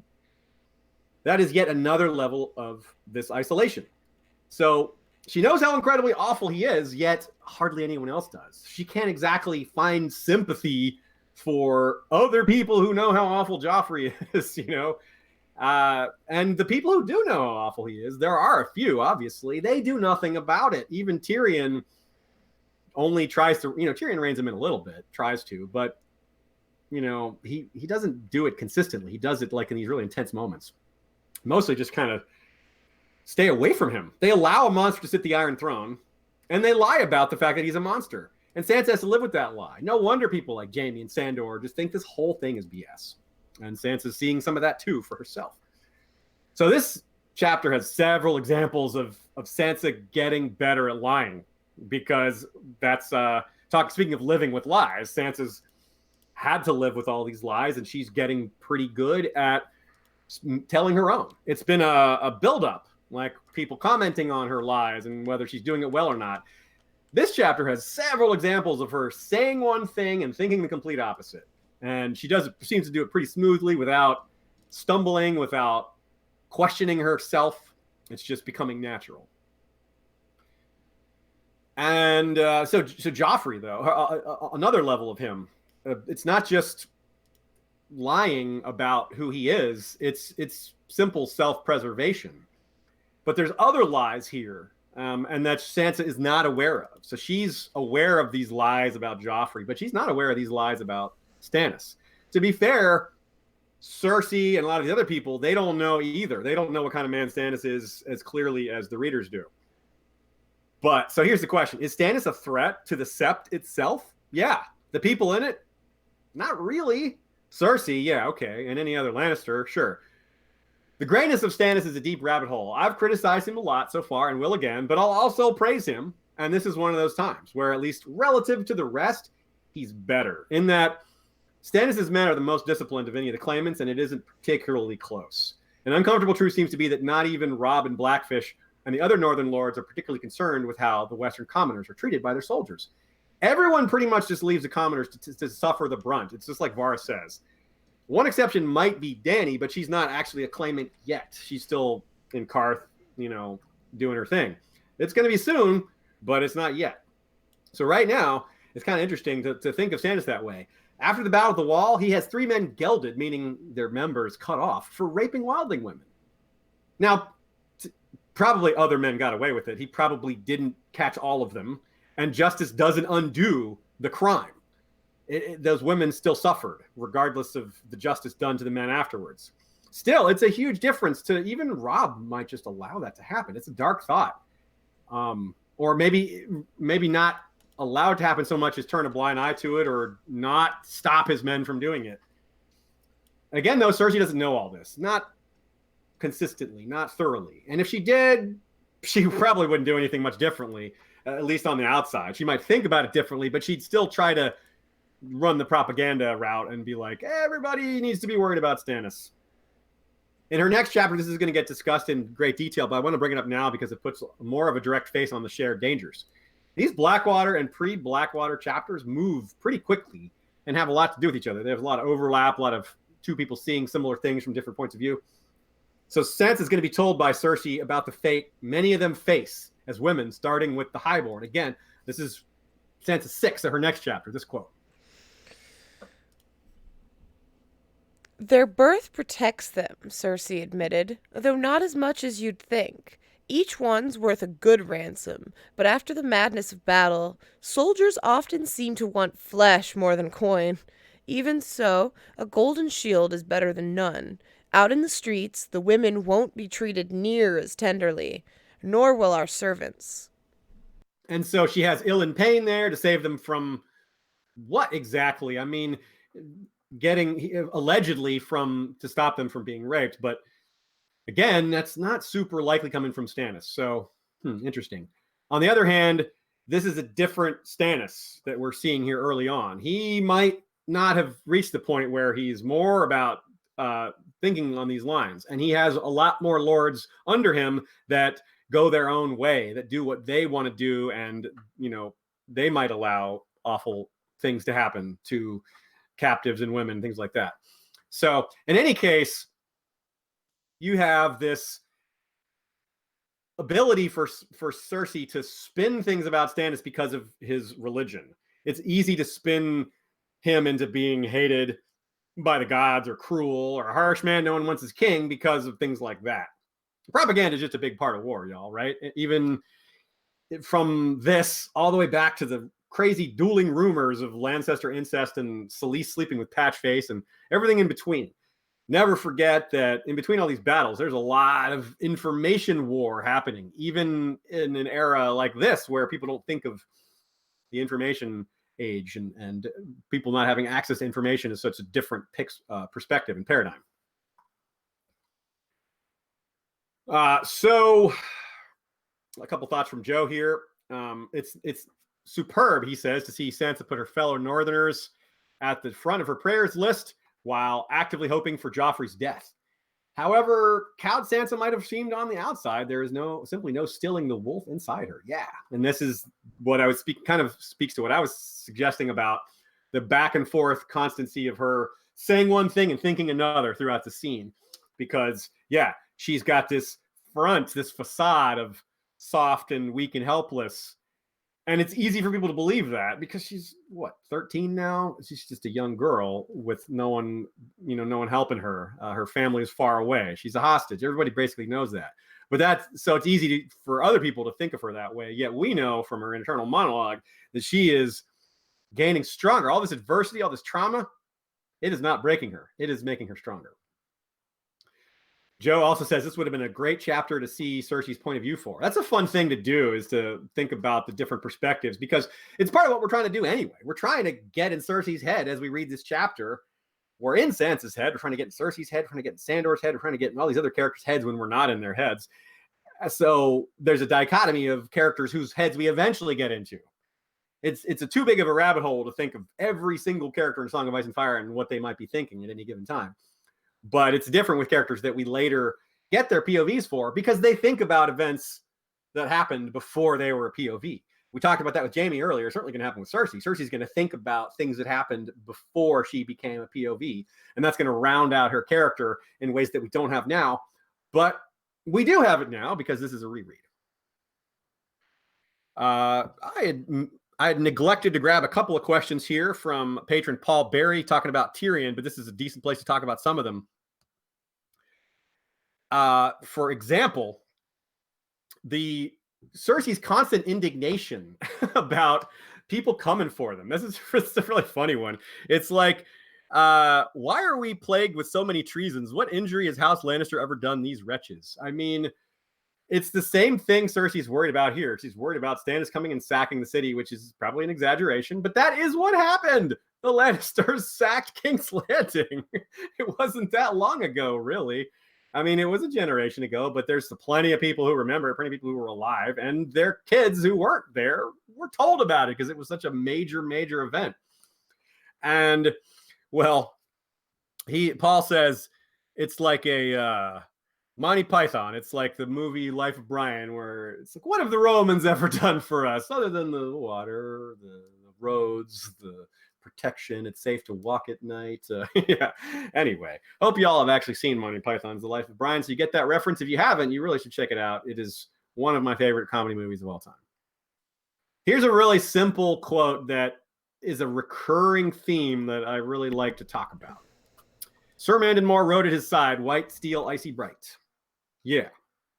That's Sansa seeing Mandon go off with Tyrion and Joffrey.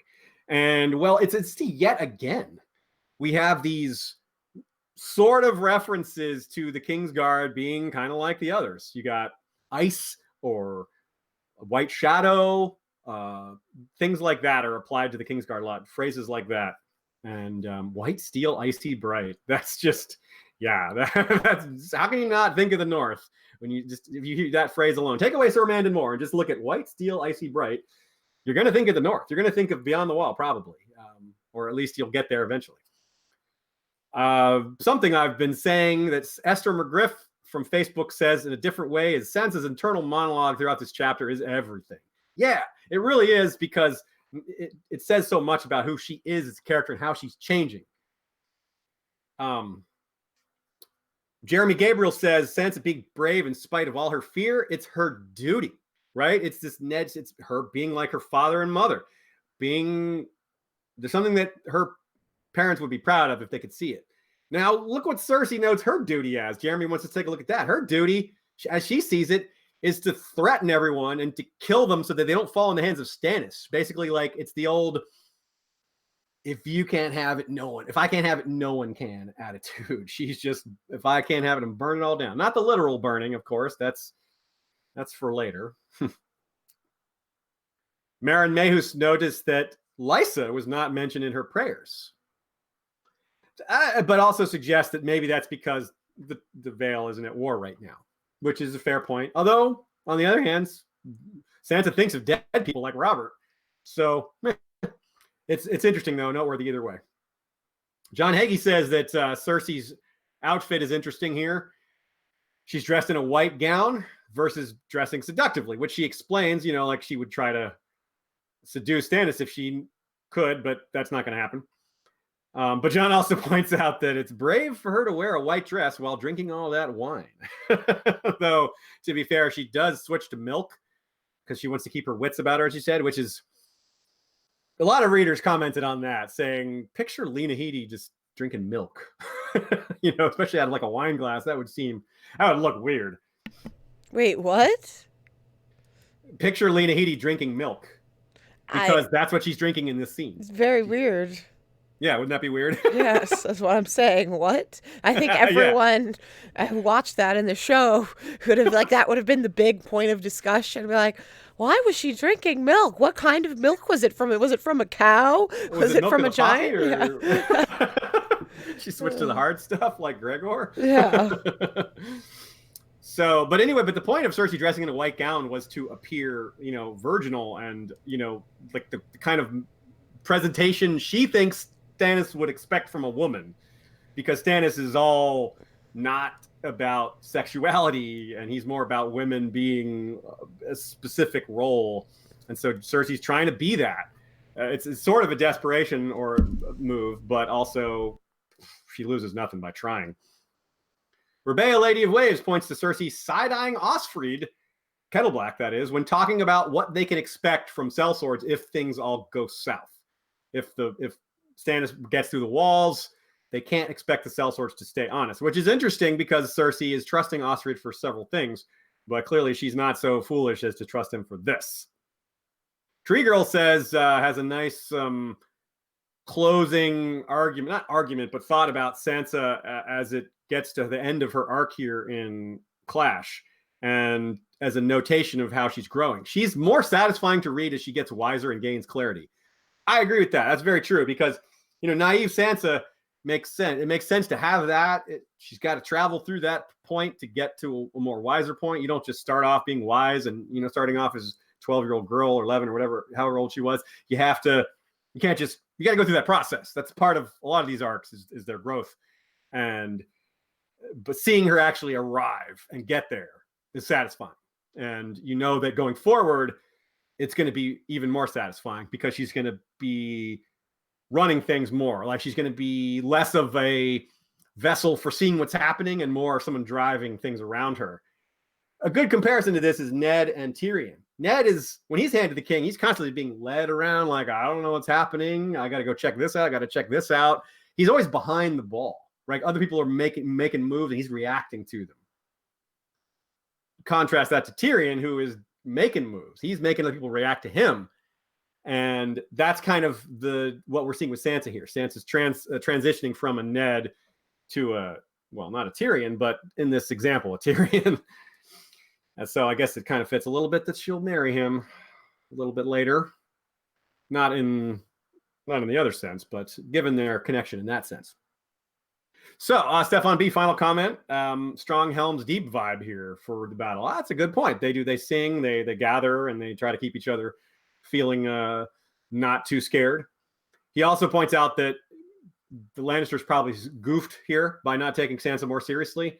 Pointed out at the beginning of the discussion of this chapter how she can go where she wants. And in fact, that was Sansa 4. She can go where she wants, but has nowhere she wants to go. They probably should have assigned someone to guard her at all times. They probably should have had some assigned bodyguard to watch her. Not necessarily a King's Guard, that's probably too much, but just somebody. And it does make sense to do that. But it wasn't. So anyway, notable there. One more comment has popped up. It's from Here Be Dragons, aka Steven Stark. That is the name of his new channel. He's renamed his channel Here Be Dragons, which is a great name for the channel, by the way. And his guest today is me, so I'm taking a little break after we wrap this up here, after we do our thanks and outro stuff. Then I will be over on his channel at 6 Eastern, and it's his show called I Know That Nerd. And some of you might be thinking, hey, didn't you just do this like a month ago? We tried to, but StreamYard was not working, and that was the service we had set up on, and it just kept failing. We tried, didn't work. So anyway, long story short, we had to reschedule. So thanks to Steven in advance for not just for the super chats, but for having me on his show. That's going to be a lot of fun. Hopefully a lot of y'all can make it over there and check it out. You can ask some questions or just hang out in the chat and do your thing. Next time up, it's 11 of 12, and it's mostly the Battle of Blackwater. But of course, we have our colorful titles to break down the individual scenes, starting with Davos 3, the gang turns Blackwater green, aka the one with the dancing 50-foot-high flame demon. Actual quote. And Tyrion 13. The gang is shamed by Tyrion, aka the one where the hound quits. Sansa 6. The gang feasts during battle, aka the one where Cersei wants Joffrey to hide. Tyrion 14. Ser Mandonmoor's last swim, aka the one where Tyrion loses face. Sansa 7. The one where Sansa sings for Sandor, aka the gang sees Renly's ghost. And finally, Daenerys 5. The gang meets Strong Belwas and Arstan, a.k.a. the last dance in Karth. Last minute super chat from John Hagee. Thanks for sharing George's reading of The Forsaken. For anyone curious, we were talking in the chat about The Forsaken, and people didn't realize that we have an audio recording of it that isn't posted publicly because that isn't the norm to do such a thing. But if you want a copy, you can send us an email, or if you have me on Facebook, you can message me there, whatever you prefer. Yeah. It's really great to hear it, I have to say, in his voice, like his booming voice. It's really actual George. Yeah, actual George reading it. I have to recommend it. All right.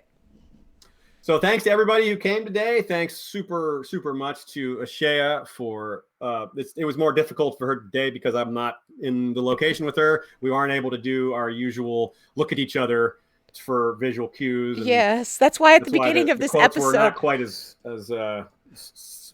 efficient as usual. And I'm not using the mixer. I'm using a microphone, so my hands aren't used to pressing mute and unmute on it. But also, that's why at the beginning of this episode, people will hear me go, because normally I do a visual finger go ahead, it's like countdown 1, 2, 3, and then but I couldn't see that.